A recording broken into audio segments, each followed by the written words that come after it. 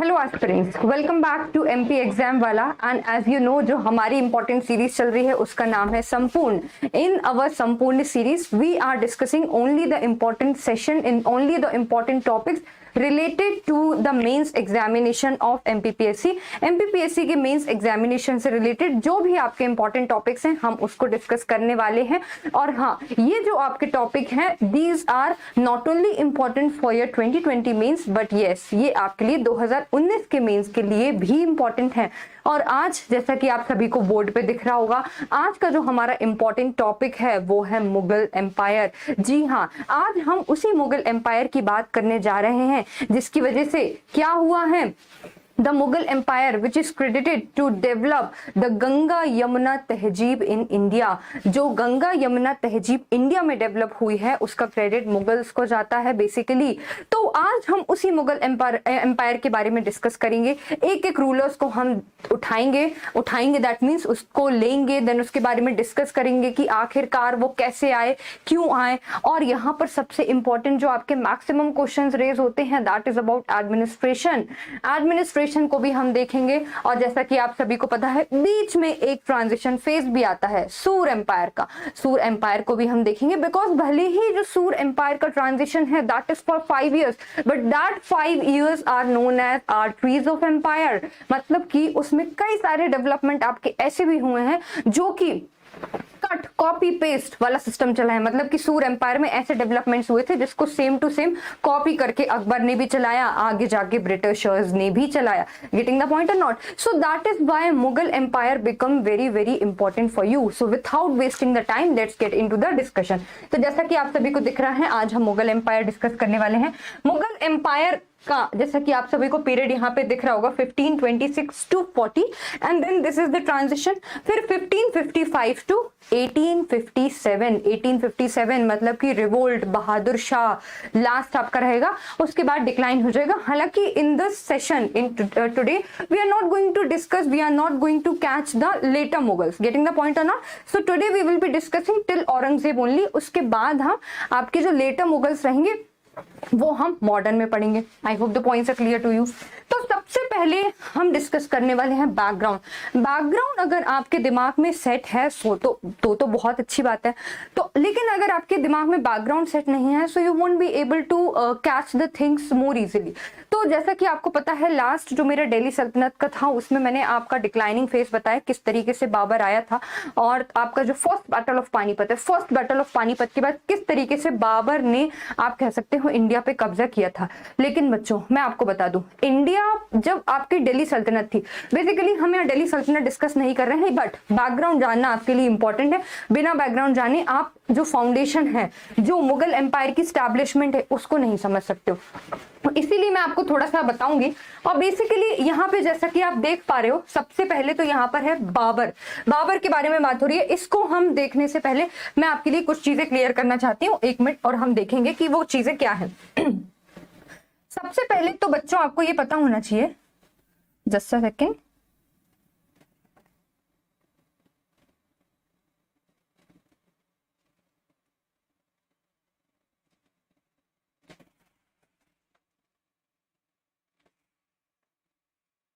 why this is creating problem today? Yes, now it is okay. देखिए सबसे पहले तो बच्चों आपको एक चीज समझ, टाइमलाइन समझो आप। सिंपल सी टाइमलाइन है और टाइमलाइन आपकी कैसी है ये आप समझने की कोशिश करोगे। टाइमलाइन बच्चों आपकी इस तरीके से है, कुछ इस तरीके से। हम बात कर रहे हैं सबसे पहले आपकी बेसिकली 1340 की। 1340 में आपके यहाँ पे एमबीटी का टाइम पीरियड चल रहा है। मोहम्मद बिन तुगलक पर लेकर जा रही हूँ आपको, तो आप थोड़ा सा समझने की कोशिश करोगे। मोहम्मद बिन तुगलक की जब हम बात करेंगे तो जो आपका दिल्ली सल्तनत था जो बहुत वास्ट एरिया में फैला हुआ था, एमबीटी के टाइम पे उसमें डिक्लाइनिंग फेस आ गया। और हम अगर एमबीटी की बात करेंगे तो लगभग majority of the sections, majority of the part of the Delhi Saltanat lost to the smaller kingdoms. और आपके विजयनगर एम्पायर का इमरजेंस हुआ। इसी तरीके से छोटे छोटे अलग अलग एम्पायर का इमरजेंस हुआ। तो आप कह सकते हो, कहने के लिए आप क्या कह सकते हो, तो आपको ये चीज समझनी पड़ेगी कि जो आपका बेसिकली इतना बड़ा एम्पायर था, उसमें अलग अलग छोटे छोटे किंगडम्स रेज हो गए, मतलब कि डिसइंटीग्रेशन आपका यहीं से चालू हो गया। ये चीज समझ में आई कि नहीं आपको? डिसइंटीग्रेशन यहीं से चालू हो गया। फिर हम बात करते हैं 1398 की। यहाँ पर आपका बेसिकली किसका इन्वेजन हुआ? तैमूर का इन्वेजन हुआ। तैमूर की बात कर रही हूं मैं, तैमूर का इन्वेजन हुआ। तो तैमूर का इन्वेजन हुआ तो बहुत सारी चीजें फिर से लॉस्ट हो गई, समझ में आ रहा है कि नहीं? इसके पास लॉस्ट हो गई। उसके बाद आपका 1498 में पोर्टुगीज का इन्वेजन हुआ। पोर्टुगीज तो इस तरीके से आप कह सकते हो, आप क्या समझ सकते हो, बेसिकली क्या समझ सकते हो कि आपका जो दिल्ली सल्तनत इतने बड़े एरिया में फैला हुआ था वो बहुत ही छोटे पोर्शन में बचता है, बहुत ही छोटे पोर्शन में। और यहाँ पे आपकी बेसिकली बात होती है 1526 की, जहां पे आपके रहते हैं इब्राहिम लोधी। और इब्राहिम लोधी के बारे में हम दिल्ली सल्तनत में पहले ही बात कर चुके हैं कि ये आपका बेसिकली स्टबबॉर्न पर्सनैलिटी थी, मतलब कि he humiliated the officials in the kingdom and having stubborn personality, punishments बहुत ही हार्श दे देता था। तो इसके खुद के ही ऑफिशियल्स इसको पसंद नहीं करते थे। काफी सारे लोग जो इसके नोबल्स होते थे खुद के कोर्ट में वो पसंद नहीं करते थे। इसीलिए दौलत खान लोधी ने बेसिकली किसको इन्वाइट किया? बाबर को। दूसरा क्वेश्चन, मैम बाबर को ही क्यों इन्वाइट किया? और भी लोगों को इन्वाइट किया जा सकता था। तो इसके पीछे रीजन ये है कि भाई जो आपका बाबर है उसका ओरिजिनेशन माना जाता है कि ये चंगेज खां और तैमूर दोनों की, मतलब इसका जो बैकग्राउंड है वो चंगेज और तैमूर दोनों से ही है। तो तैमूर क्योंकि पहले 1398 में पहले ही आकर आपका यहाँ वाला जो रीजन है, नॉर्थ वेस्ट वाला रीजन है, ये ऑलरेडी जीत चुका था, इसीलिए किसको समझा गया, मतलब कि किसको उचित समझा गया बुलाने के लिए? तो बाबर को समझा गया। तो और दूसरा रीजन मैं आपको बता देती हूँ, यहाँ पे थोड़ा सा आप समझने की कोशिश करो। बाबर के जो फादर थे, समरकंद एक रीजन है आपका, ठीक है? यहाँ पे मैं आपको समझाने की कोशिश कर रही हूँ। समरकंद के पास एक प्लेस है फरगना। बेसिकली बाबर के फादर जो हैं वो यहाँ के रूलर थे, लेकिन इनकी फादर की डेथ हो जाती है और तब बाबर रहते हैं सिर्फ 11 साल के। और इस वाली प्लेस पे काफी सारे लोग इसको सप्रेस करने की कोशिश करते हैं और यहाँ पर बेसिकली कब्जा करने की कोशिश करते हैं। उनमें से ऊपर की तरफ से आपके आते हैं उज़्बेक की बात कर रही हूं मैं। यहां से अगर हम बात करेंगे इस वाले रीजन में तो यहां से आपके आते हैं सफाविद। और यहां से टर्की वाले अगर रीजन से बात करेंगे तो यहाँ पे हैं आपके ऑटोमन। कौन है बच्चों? ऑटोमन। तो ये सारे के सारे लोग बेसिकली फरगना पे अटैक करते हैं, जहां पर कौन है? बाबर। तो बाबर जो है बेसिकली सफाविद अटैक नहीं करते, बाबर जो है सफाविद से हेल्प मांगते हैं कि भाई आप हमारी हेल्प करो, हमारे ऊपर ये लोग कब्जा करना चाहते हैं। तो सफाविद कहते हैं okay we will help you, but बदले में क्या होगा? बदले में ये होगा कि जब बाबर यहाँ पे बैठे तो he was nothing more than a puppet ruler. Babur puppet ruler था और बाबर को ये चीज नहीं जमी, इसीलिए बाबर की इच्छा कहाँ पे गई? जब बाबर को पता था कि तैमूर ऑलरेडी ये जो रीजन है ये जीत चुका है और मैं तैमूर का ही तो मैं आप कह सकते हो डिसेंडेंट हूं। और दूसरी चीज भारत में वेल्थ इतनी सारी थी कि ये ऑटोमेटिकली इसने बाबर को अट्रैक्ट करी। थर्ड रीजन ये कि मैंने आपको अभी बताया कि ये जो आप देख रहे हो, जो दिल्ली एम्पायर, इतना बड़ा साम्राज्य था दिल्ली एम्पायर का, इतने सारे इन्वेजन होने के बाद दिल्ली एम्पायर कुछ भी नहीं बचा। समझ में आ रहा है कि नहीं? कुछ बचा ही नहीं, मतलब बहुत ही छोटा सा रीजन बचा। और बाबर को पता था कि हाँ ये छोटे से रीजन को मैं अपनी स्ट्रैटेजी के थ्रू, मैं अपनी टैक्टिक्स के थ्रू बिल्कुल जीत सकता हूँ। समझ में आ रहा है कि नहीं आपको? I hope the points are clear till now. अब लेकिन यहाँ पे एक आपकी सबसे इंपॉर्टेंट बात होती है, यहाँ पे बात होती है कि बाबर आखिरकार ये जीता कैसे। तो मैं आपको बता देती हूँ, एक आपको ऑटोमन एम्पायर का एक छोटा सा एग्जांपल दूंगी। कॉन्स्टेंटिपोल एक प्लेस थी जिसको जीतना बिल्कुल आसान नहीं था, बिल्कुल नहीं, मतलब कि कोई जीत ही नहीं पा रहा था। लेकिन हाँ बच्चों, ऑटोमन एम्पायर ने इस प्लेस को जीता था। कैसे जीता था? तुलुगमा टैक्टिक्स के थ्रू। अपनी जो उसकी तुलुगमा टैक्टिक्स थी और गन पाउडर था उसके थ्रू ही उसने इसको जीता था। और ये जो टैक्टिक थी ये किसको आती थी? ये बाबर को आती थी। बाबर को बहुत बढ़िया तरीके से आती थी। दिल्ली सल्तनत जब मैं आपको समझा रही थी लास्ट क्लास में, तो तुलुगमा टैक्टिक्स, गन पाउडर और किस तरीके से मैच लॉक गन का जो बाबर ने इस्तेमाल किया था किसको हराने में? इब्राहिम लोदी को हराने में। और दिल्ली सल्तनत का कह सकते हो आप नाश करने में जो इस्तेमाल किया था उसको मैंने काफी डिटेल में बताया था। तो अभी मैं उसको यहाँ पे डिस्कस नहीं करने वाली हूँ। अगर आपने वो नहीं देखा है तो अगर आपका इंटरेस्ट है तो आप वो देख सकते हो। तो बेसिकली बाबर ने ये सब यहाँ से सीखा और उसको कहाँ पे अप्लाई कर दिया, इंडिया के ऊपर। किसके ऊपर? इब्राहिम लोदी। और इस तरीके से आप कह सकते हो दिल्ली सल्तनत का सर्वनाश हो गया और बेसिकली यहाँ पे किसका स्टैब्लिशमेंट हो गया? बाबर का। दैट मीन्स मुगलों का यहाँ पे एस्टैब्लिशमेंट हो गया। I hope the background is fairly clear to you. आपको बैकग्राउंड जो है वो समझ में आ गया होगा। हम आगे चलेंगे और यहाँ पे हम आगे चलने के बाद हम समझने की कोशिश करेंगे। तो बैकग्राउंड था। फिर उसके बाद बिल्कुल अब हमारे मेन पॉइंट्स आ गए कि अभी हम किसकी बात कर रहे हैं। तो देखिए, Babur the founder of Mughal empire was related to Timur from father side and Genghis Khan from mother side. ये मैं आपको बता चुकी हूँ। Then Babur lost his kingdom in Uzbekistan and faced financial difficulties. तभी वो इंडिया की तरफ आया। समझ में आया कि नहीं? फिर he was apprehensive of an Uzbek attack on Kabul and invited to invade India by Rana सांगा।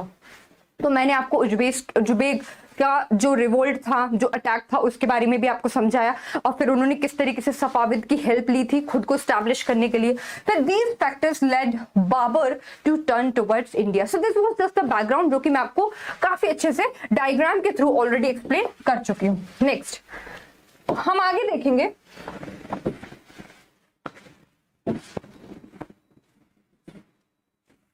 बाबर के बारे में। ये तो बैकग्राउंड हो गया बाबर के बारे में। अब बच्चों फिर से आप लोग समझने की कोशिश करोगे।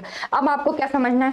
अब आपको ये समझना है कि बाबर तो आ गए भाई, बाबर जी हमारे भारत में पधार चुके हैं, लेकिन लोगों को नहीं पता था कि बाबर तो भारत आए हैं तो वो अतिथि बन के नहीं आए हैं। लोगों को लगा कि बाबर हमारे यहाँ आए हैं तो ये थोड़े टाइम के लिए यहाँ पे आएंगे और वापस चले जाएंगे, लेकिन ऐसा नहीं हुआ बच्चों। बाबर मुगल एम्पायर की जो स्थापना बाबर ने की थी वो लौटने के इरादे से नहीं की थी। उनका इरादा था यहीं पे रुकना। उसका कारण है क्योंकि वहां पे एम्पायर छोटे मोटे टुकड़ों में विभाजित थे और बाबर को पता था कि मैं इसको काफी अपनी टैक्टिक से काफी सही तरीके से जीत सकता हूं। इसीलिए बाबर, जब हम बाबर की बात करेंगे और बाबर के एक्सपीडिशन को बेसिकली हम देखेंगे तो हम क्या देखेंगे कि सबसे पहले जो इन्होंने बैटल फॉट किया था that was battle of Panipat, first battle of Panipat, जो कि 1526 में इन्होंने फॉट किया था। लेकिन थोड़ा सा मैं आपको वापस से थोड़ा सा बैकग्राउंड बताना चाहूंगी। वापस से थोड़ा सा फिर से समझने की हम कोशिश करेंगे और समझने की आपको कोशिश ये करना है। अगेन देखिए, अगर आप इतना समझ जाओगे ना तो आपको मुगल समझने में बिल्कुल दिक्कत नहीं होगी कहीं से कहीं तक। थोड़ा बहुत इसलिए मैं आपको थोड़ा डायग्राम बना के समझा देती हूँ। बाबर की हम बात करें भाई, बाबर जी यहाँ से यहाँ पे आपके कहाँ पे आ गए हैं? दिल्ली पे आ चुके हैं। दिल्ली पे बाबर जी आ चुके हैं। बाबर जो है आपके दिल्ली पे आ गए हैं। लेकिन जैसे ही आपके बेसिकली बाबर जो है वो दिल्ली पे आते हैं तो हमें पता है इन्होंने पहला वॉर कौन सा लड़ा था? फर्स्ट बैटल ऑफ पानीपत, और इब्राहिम लोदी को का सफानाश करके वो बैठ गए। लेकिन अभी अफगान जो हैं पूरी तरीके से खत्म नहीं हुए हैं। यहाँ पे अफगानों का काफी कुछ पोर्शन अभी बचा हुआ है। तो यहाँ पे आप कह सकते हो मोहम्मद लोधी, ये पर्सन यहाँ पे एक दूसरा गुट बना हुआ है, इनके साथ अभी रिवोल्ट मतलब कि वॉर फॉट करना जरूरी है, बिकॉज ये वो लोग हैं जो बाबर को वापस से सप्रेस कर सकते हैं। फिर यहाँ पर इनके लिए दूसरा चैलेंज था कौन? राणा सांगा। कौन दूसरा चैलेंज था? तो ये आपको पता होना चाहिए। यहाँ पे कौन सा दूसरा चैलेंज था? राणा सांगा। राणा सांगा अलग ही इनके लिए चैलेंज थे। राणा सांगा बेसिकली मैं आपको बताऊं, जब इन्होंने पहला वॉर इन्होंने कैसे लड़ा था? हमें पता है कि फर्स्ट बैटल ऑफ पानीपत इन्होंने अपनी tulughma tactics, war tactics, gunpowder, matchlock gun, इन सब की हेल्प से, अपनी मिलिट्री स्ट्रैटेजीज की हेल्प से बेसिकली इन्होंने जो सुल्तान थे, दिल्ली सल्तनत के सुल्तान थे, उनको खदेड़ डाला। लेकिन बच्चों मैं आपको बता दूं, राणा सांगा एक ऐसी महान पर्सनालिटी है जिसके लिए बेसिकली हम बात करें तो बाबर भी डर गया था उससे वॉर करने के लिए। लेकिन बच्चों बाबर को पता था कि किस तरीके से मुझे इस सिचुएशन को, इस वॉर को हैंडल करना है ताकि मैं इसको जीत सकूं। He was very ambitious person. तो राणा सांगा के पास मैं आपको बता दूं बहुत आर्मी थी, लाखों में आर्मी थी, घोड़े भी थे, एलिफेंट भी थे, और क्योंकि इनके पास बाकी लोगों का भी सपोर्ट था। जब हम राणा सांगा की बात करेंगे तो आप देखोगे कि राणा सांगा के पास बेसिकली बहुत लोगों का सपोर्ट भी था, क्योंकि वो नहीं चाहते थे कि बाबर यहाँ पे सेटल हो। लेकिन बच्चों, बाबर ने जब अटैक किया राणा सांगा के साथ, यहाँ पर हम किसकी बात कर रहे हैं, राणा सांगा, जब इन्होंने अटैक किया तो इन्होंने, बाबर ने रिलीजियस चीज को, मतलब कि इस वॉर को जिहाद डिक्लेयर कर दिया। मतलब कि the war is fought for the religion, मतलब कि रिलीजियस जील के लिए, इस रिलीजियस रील के लिए इस वॉर को फॉट किया जा रहा है। और क्योंकि रिलीजियस रील है तो आप विश्वास नहीं करोगे, जितने भी लोग थे, टैक्टिक्स यूज हुई, जो भी यूज हुई, लोग बिल्कुल एकदम, जितने भी बाबर की आर्मी में लोग थे वो एनर्जाइज हो गए और उन्होंने किसको हरा दिया, राणा सांगा को। समझ में आ रहा है कि नहीं, राणा सांगा को उन्होंने हरा दिया। तो दिस वॉज बैटल ऑफ खानवा। ये कौन सा बैटल था, बैटल ऑफ खानवा, लाइन से चला हुआ है, खानवा। खानवा मतलब कि आपका जो दिल्ली में ये वाला था इब्राहिम लोदी के साथ पानीपत का, तो वो हुआ था 1526, ये वाला आपका हुआ था 1527। लेकिन अभी बाबर के सामने मुश्किलें खत्म नहीं हुई हैं, अभी उनके सामने आ जाएंगे यहाँ पर चंदेरी, मेदिनी राय। बैटल ऑफ चंदेरी होता है। बैटल ऑफ चंदेरी बच्चों कब होता है आपका, 1528 में। बैटल ऑफ चंदेरी बहुत ज्यादा इंपॉर्टेंट है, मेदिनी राय के साथ हुआ था। और मेदिनी राय, मैं आपको बता दूं, ये बैटल इतना खतरनाक था कि बेसिकली जब बाबर ने इस बैटल को लड़ा तो लगभग जब इन वॉर शुरू हुआ था मॉर्निंग में और शाम हो गई थी, तो बाबर ने सबके सर को कलम करके टीले बना दिए थे, आप सोच सकते हो, और उसमें मुगलों का झंडा गाड़ दिया था। तब बेसिकली मेदिनी राय की वाइफ ने, जब मेदिनी राय बेहोश हो जाते हैं इसमें, और मेदिनी राय की जो वाइफ होती हैं वो भी तीर कमान चलाना चाहती हैं, और वो तीर कमान चला के मुगलों के झंडे को बेसिकली गिराती हैं। इसकी बहुत लंबी स्टोरी है बट मैं आपको थोड़ा शॉर्ट में बता रही हूँ। फिर वो झंडे को गिराती हैं और फिर कहती हैं बेसिकली किससे, पूरे सभा में, कि अगर आप लोगों को वॉर हारना ही था, अगर आपको इस वॉर में हारना ही था, तो या फिर आप लोग यहाँ पे बेसिकली आए क्यों थे। अगर हमें हार नहीं था, अगर हमें हार माननी थी, अगर हमें इनके साथ संधि करनी थी, बेसिकली वॉर के बाद क्या होता है, बाबर इनसे संधि करने के लिए बोलते हैं, संधि करने के लिए। तो जो इनकी मेदिनी राय की वाइफ होती है वो ये कहती है कि अगर संधि ही करनी थी तो हमने इतने एफर्ट्स लगाए क्यों, संधि पहले ही कर लेते, बाबर ने पहले भी तो संधि का कहा था। तो फिर बाद में बहुत सारे लोग जो है मेदिनी राय के साथ अगले दिन फिर से बहुत घमासान युद्ध होता है और कई सारे लोग जो है बेसिकली इस वॉर में जाते हैं। लेकिन अनफॉर्चुनेटली मेदिनी राय, बाबर की काफी बड़ी आर्मी होती है, उसका सामना नहीं कर पाते हैं, और लेकिन ब्रेवली उन्होंने बहुत सामना भी किया और लास्ट दम तक वो इनसे फॉट करते रहे, लेकिन अल्टीमेटली वो हार गए। सो this was battle of Chanderi. फिर आपका लास्ट में बेसिकली किसके साथ होता है, यही वो लोग हैं जिनके साथ फॉट करके बाबर ने खुद की स्थापना की थी। तो क्या ये लोग छोड़ देंगे बाबर को, बिल्कुल नहीं छोड़ेंगे। तो यहाँ पर उनके लिए जो फोर्थ चैलेंज था वो बेसिकली आपका कौन सा था, यहाँ पे होता है बैटल ऑफ घाघरा। घाघरा की बैटल की बात है जो कि आपके अफगानों के साथ होता है। और कब होता है बच्चों, तो ये आपको पता होना चाहिए 1529 में। और 1530 में इस तरीके से बाबर की डेथ हो जाती है। बाबर एक ऐसा किंग है जिसके लिए कहा जाता है he was king without kingdom, क्योंकि आप देखो 11 साल की उम्र में थे तब ये यहाँ से वहां भागते रहे, सफाविद से हेल्प लेते रहे, उज्बेक ने अटैक कर दिया, ओटोमन इनको सप्रेस करना चाह रहे थे, फिर ये भागते भागते ईरान आए, फिर वहां से दिल्ली सल्तनत, और इन्होंने दिल्ली मतलब कि स्टेबिलिटी नहीं ला पाए थे, स्टेबल नहीं हो पाए थे, एम्पायर को रन नहीं कर पाए थे, और इनका पूरा का पूरा टाइम लड़ाई में चला गया, इसीलिए इनका आर्किटेक्चरल कॉन्ट्रीब्यूशन उतना नहीं रह गया। So this was all about Babur. I hope आपको समझ में आया होगा बाबर के बारे में। तो देखिए यहाँ पे हमने यही चीज बेसिकली मैंने आपको यही चीज समझाई। क्या समझाया कि first battle of Panipat Ibrahim Lodhi के साथ फॉट हुआ था और इस तरीके से बाबर आगे बढ़े थे। उसके बाद रीजन, आखिरकार इन्होंने किस तरीके से जीता, तो देखिए services of the two Ottoman masters gunner, Ottoman से उन्होंने काफी सारी चीजें सीखी, मैंने आपको ये बताया था। Alternative resting one wing of army, basically Delhi सल्तनत में मैंने आपको बताया था कि इनकी आर्मी की सिक्वेंसिंग किस तरीके से थी। फिर उसके बाद scientific use of cavalry and artillery tactics, ये हम सभी जानते हैं। उसके बाद जो धीरे धीरे इनके बैटल फॉट हुए थे वो हुआ था बैटल ऑफ खानवा, और इन्होंने राणा सांगा को डिफीट कर दिया था। और इस वॉर को जिहाद डिक्लेयर किया था, और वॉर को जीतने के बाद इन्होंने गाजी का टाइटल लिया था। Getting the point or not. फिर आपका है बैटल ऑफ चंदेरी, हमें पता है मेदिनी राय को इन्होंने डिफीट किया था, और उसके बाद कई सारी इन्होंने राजपूत जो प्रिंसेस थी उनसे अपने बेटे की शादी भी करवाई थी, ये भी मैं आपको बता देती हूँ।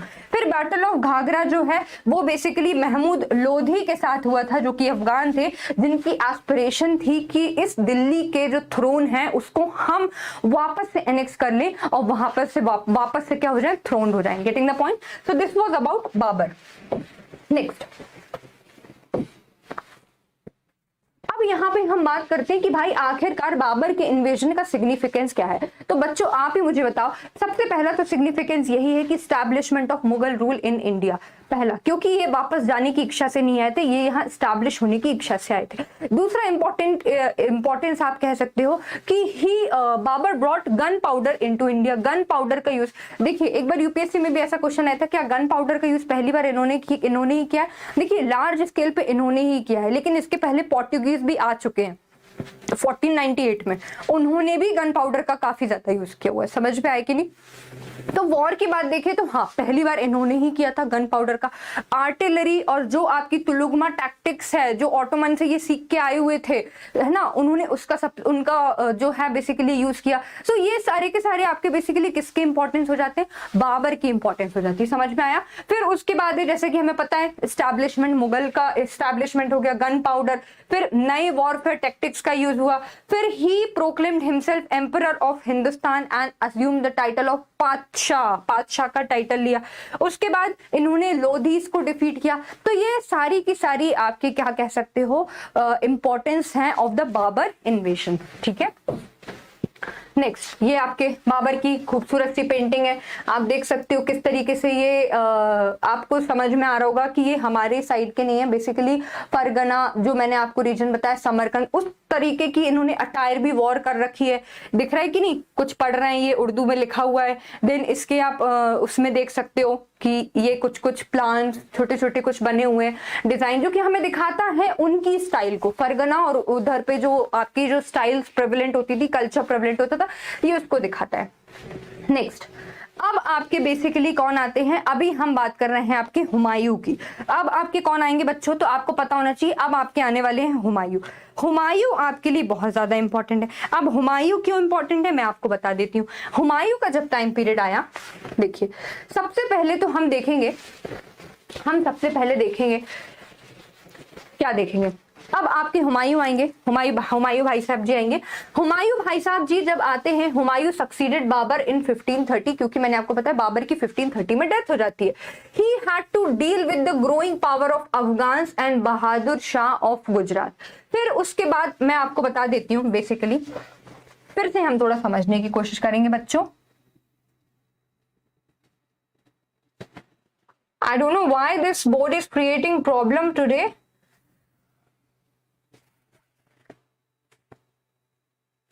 Okay fine, alright. देखिए बेसिकली अभी मैं बात कर रही हूँ हुमायूं की, फिर से आप अपने दिमाग लगा के मैं जो आपको समझा रही हूँ उसका एनालिसिस करेंगे और उसको दोबारा से समझने की कोशिश करेंगे। अभी बेसिकली आप समझने की कोशिश करेंगे बच्चों, और समझना आपको ये है, अभी अब बैठ गए हैं कौन, हुमायूं। हुमायूं जी जब आए तो हमें पता है कि बाबर ने जो आपके कई सारा रीजन है, बेसिकली चंदेरी है ना, और आपका जो ये साइड वाला, देखिए अफगानों से इन्होंने लड़ाई जरूर की थी, लेकिन पूरी तरीके से इनको खदेड़ के बाहर नहीं फेंका था। इसीलिए अभी अफगान इनको वापस से परेशान करने वाले हैं। समझ में आ रहा है कि नहीं, अफगान दोबारा परेशान करेंगे। तो हुमायूं जब यहाँ गद्दी में बैठते हैं, ये हुमायूं जी भाई साहब जब यहाँ गद्दी में बैठते हैं, तो बेसिकली मैं आपको बताऊं, हुमायूं के नाम का मतलब ही है फॉर्चुनेट, किस्मत वाला। लेकिन जब हम रियलिटी देखेंगे तो रियलिटी में ही was the most unfortunate person. क्यों? क्योंकि वो पूरी जिंदगी अपनी भागते ही रहते हैं और फिर इनको बेसिकली आप कह सकते हो कि इनकी टैक्टिक्स कैसी रही हो, या फिर आप कह सकते हो सामने वाली की स्ट्रेंथ इतनी ज्यादा रही हो कि वो इनको बाहर खदेड़ फेंकते हैं। समझ में आ रहा है कि नहीं। तो बेसिकली जब हुमायूं यहाँ पे आए तो उनका पहला तो चैलेंज यही था कि भाई यहाँ पर बैठे हुए हैं अफगान बैठे हुए हैं, आ जाओ भाई लड़ने, कौन लड़ने आ रहा है। फिर उसके बाद मैं आपको बताती हूँ, यहाँ पर गुजरात में बैठे हुए हैं बहादुर शाह, छोटा मोटा नाम नहीं है, बहादुर शाह की बात हो रही है यहाँ पे, बहादुर शाह बैठे हुए हैं, ठीक है ना। फिर हुमायूं, हुमायूं को खुद जो है कौन पसंद नहीं करते थे? नोबल्स इनको पसंद नहीं करते थे। नोबल्स जो है वो हुमायूं को खुद पसंद नहीं करते थे बच्चों। फिर अगर हम बात करेंगे कि इनके जो भाई थे, इनके लिए एक और चैलेंज था, इनके खुद के ब्रदर्स इनके लिए दूसरे चैलेंज थे कि भाई मेरे खुद के भाई, उनको भी एम्पायर चाहिए होता था, वो भी चाहते थे कि हम यहाँ पे रूल करें। तो ये सारी की सारी आपकी कुछ कुछ चीजें हैं जिन्होंने बेसिकली हुमायूं को क्या किया, यहाँ पर एम्पायर बनने से मतलब कि जब शुरू में वो आई थे तब प्रॉब्लम क्रिएट करी। और सबसे ज्यादा इंपॉर्टेंट नाम अगर यहाँ पे कोई आता है तो आपको पता होना चाहिए, वो आता है आपके शेर शाह सूरी का नाम। शेर शाह सूरी, इसका नाम आप नहीं भूलोगे, शेर शाह सूरी। तो आप देख रहे हो कि नहीं, हुमायूं जब बेसिकली जब उसकी टर्न आई तो आपके सामने, हुमायूं के सामने कितने सारे आपके जो प्रॉब्लम्स है, स्ट्रगल है, वो सामने आ गए। अब हम एक एक करके बात करेंगे। बेसिकली क्या होता है कि हुमायूं जो है वो बहादुर शाह के साथ वॉर फॉट करते हैं, बहादुर शाह के साथ इनकी लड़ाई होती है।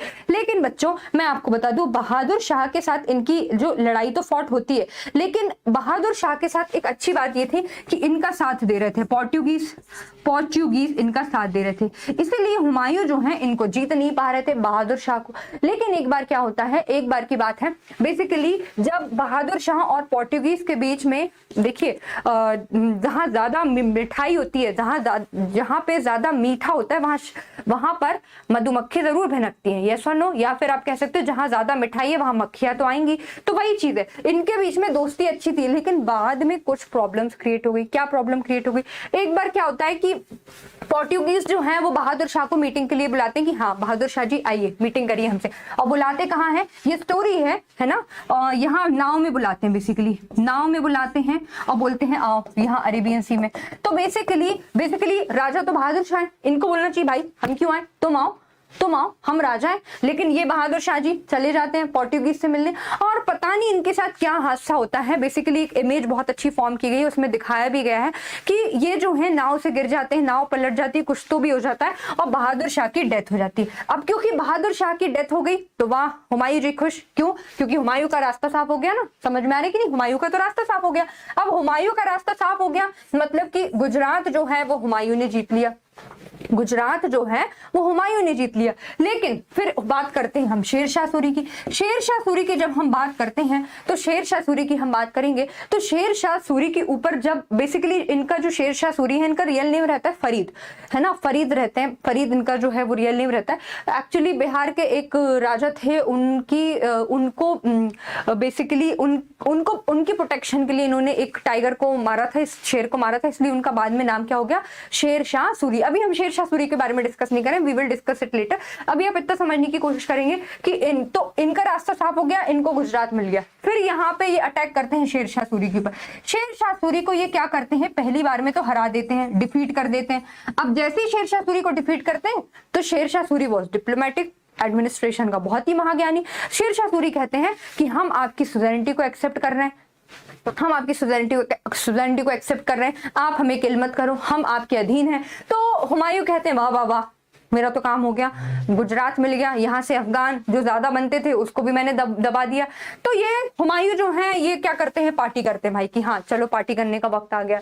अब जब पार्टी करने का वक्त आ गया तो तभी ये जो शेरशाह सूरी है ये बेसिकली कहाँ पे अटैक कर देते हैं, ये आपके अटैक कर देते हैं कहाँ पे, हुमायूं के ऊपर सडन अटैक। और सडन अटैक करते हैं तो बेसिकली आपके जो हुमायूं है वो यहाँ पे जो आपकी यमुना रिवर है इसको कूद के भाग जाते हैं, तैर के भाग जाते हैं और लोगों को वहां छोड़ देते हैं। तो इस तरीके से हुमायूं जो है वो भाग जाता है, समझ में आ रहा है कि नहीं। तो हुमायूं तो भाग गया, तो अभी किसका रूल चालू हो जाता है, आपके शेरशाह सूरी का, शेरशाह सूरी का रूल चालू हो जाता है। ये अपने भाई, यहाँ पे इनके भाई का रूल है, बेसिकली कहाँ पे इनका भाई का रूल है, काबुल में रूल है, उनका नाम क्या है, कामरान, यहाँ पे इनका रूल है। अब यहाँ पे क्योंकि इनके भाई का रूल है, किसका रूल है यहाँ पे, कामरान का रूल है, तो ये बोलते हैं कि भाई कामरान ऐसा ऐसा किया है शेरशाह सूरी ने मेरे साथ, तो अब इसका अपन मजा चखाते हैं, अपन इसको बढ़िया इसके साथ अपन एक आर्मी कंबाइन करते हैं और इसको डिफीट करेंगे। कामरान मना कर देते, नहीं नहीं भाई तुम्हारा तुम देखो, मैं मेरा देखूंगा, मैं अपने काबुल में बड़े अच्छे से रूल कर रहा हूँ, तो तुम्हारा तुम देखो, तुम्हारा तुम जानो। समझ में आ रहा है कि नहीं। तो इस तरीके से बेसिकली जो आपके हुमायूं हैं ये यहाँ से भाग जाते हैं। और अगर हम बात करेंगे रूल किसका चालू हो जाता है, तो रूल आपका बेसिकली चालू किसका हो जाता है, शेरशाह सूरी का। समझ में आया कि नहीं आप लोगों को? I hope the points are clear to you till now. अभी हम बात करेंगे शेरशाह सूरी की। तो आप देख सकते हो कि भाई कितनी दुखी वाली स्टोरी है आपकी, किसकी, हुमायूं की। हुमायूं की बहुत ज्यादा दुखी वाली स्टोरी है। अभी हम देखेंगे कि देखिए यहाँ पे हुमायूं के बारे में कुछ कुछ चीजें लिखी हुई हैं। Already I have explained you many things in the form of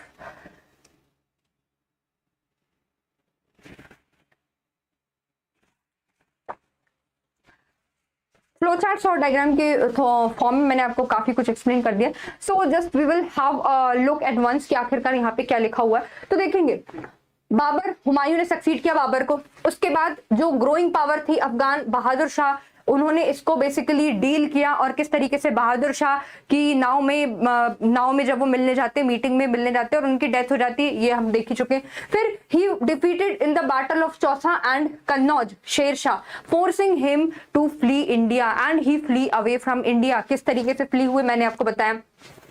अब ये भाग गए तो कहीं ना कहीं तो शेल्टर लेंगे ना। He took shelter with the Iranian king before recapturing Delhi in 1555 following the breakup of Sur empire. अभी बेसिकली बात हो रही है 1540 की, समझ में आ रहा है ना। अभी बाबर भाग गए हैं, अब ये 15 साल बाद आने वाले हैं, 15 साल बाद, मतलब यहाँ पे बात हो रही है बेसिकली 1555 की। अभी ये इरानियन एम्पायर इरानियन किंग की शेल्टर में है। He build a new city in Delhi called Dinpanah, इन्होंने बिल्ड की थी, sorry, commission the construction of Jamali mosque and the mosque of Isa Khan in Delhi, इन्होंने इसका कंस्ट्रक्शन करवाया। His widow Hamida Banu Begum build Humayun's tomb, जो कि एक यूनेस्को साइट भी है। हुमायूंस टॉम्ब आपका बेसिकली कहाँ पे है, दिल्ली में है, ठीक है ना। दिल्ली में हुमायूंस टॉम्ब है, जो कि मुगल आर्किटेक्चर का बहुत ही आप कह सकते फाइनेस्ट स्पेसिमेन है, बहुत ज्यादा सुंदर और खूबसूरत है। वर्ल्ड यूनेस्को हेरिटेज साइट भी है और लोग उसको दूर दूर से देखने के लिए जाते हैं और फोटो वोटो भी क्लिक करवाते हैं। दैट इज तो वो तो बात की बात है। सो this was all about Humayun, जो हमने अभी डिस्कस किया। नेक्स्ट, हुमायूं की जो बेसिकली सिस्टर हैं गुलबदन बेगम, उन्होंने हुमायूं नामा लिखी हुई है, ऑटोबायोग्राफी लिखी है। मतलब कि बेसिकली हुमायूं नामा, हुमायूं के बारे में काफी कुछ उन्होंने डिटेल को कवर किया है और बताया है किस तरीके से हुमायूं ने एडमिनिस्ट्रेशन को चलाया, वो किंग बने, किस किस से वॉर फॉट किया, एक्सेट्रा एंड एक्सेट्रा। उसके बाद इन्होंने बेसिकली हम बात करेंगे कि foundation of Mughal painting by bringing to famous painters. Basically बच्चों मैं आपको यहाँ पे एक चीज और बताना चाहूंगी, और वो चीज ये है कि सबसे पहले तो आपको ये पता होना चाहिए कि ये आपके गए कहाँ पे थे, मतलब कि ये भागे कहाँ से थे। किसकी बात कर रहे हैं हम यहाँ पे, हुमायूं की बात कर रहे हैं। तो ये जो हुमायूं है, थोड़ा सा फिर से हम समझेंगे। हुमायूं जो है, अगेन आप लोग समझने की कोशिश करना। और अभी जो आपको बेसिकली समझना है वो ये समझना है बच्चों कि अभी जो आपके हुमायूं हैं, ये हुमायूं जो हैं ये आपके दिल्ली से कहाँ भागे, पंजाब भागे। और पंजाब के बाद ये कहाँ पे भागे, आपके सिंध में। और सिंध के बाद ये आपके कहाँ पे गए, पर्शिया में। पर्शिया कहाँ पे, ईरान में। और वहां पे ईरानियन किंग के अंडर इन्होंने शेल्टर ली थी। तो आप देख रहे हो हुमायूं कितना भाग रहे हैं। नाम हुमायूं का है फॉर्चुनेट, और हो क्या रहा है इनके साथ, अनफॉर्चुनेट थिंग्स हो रही है।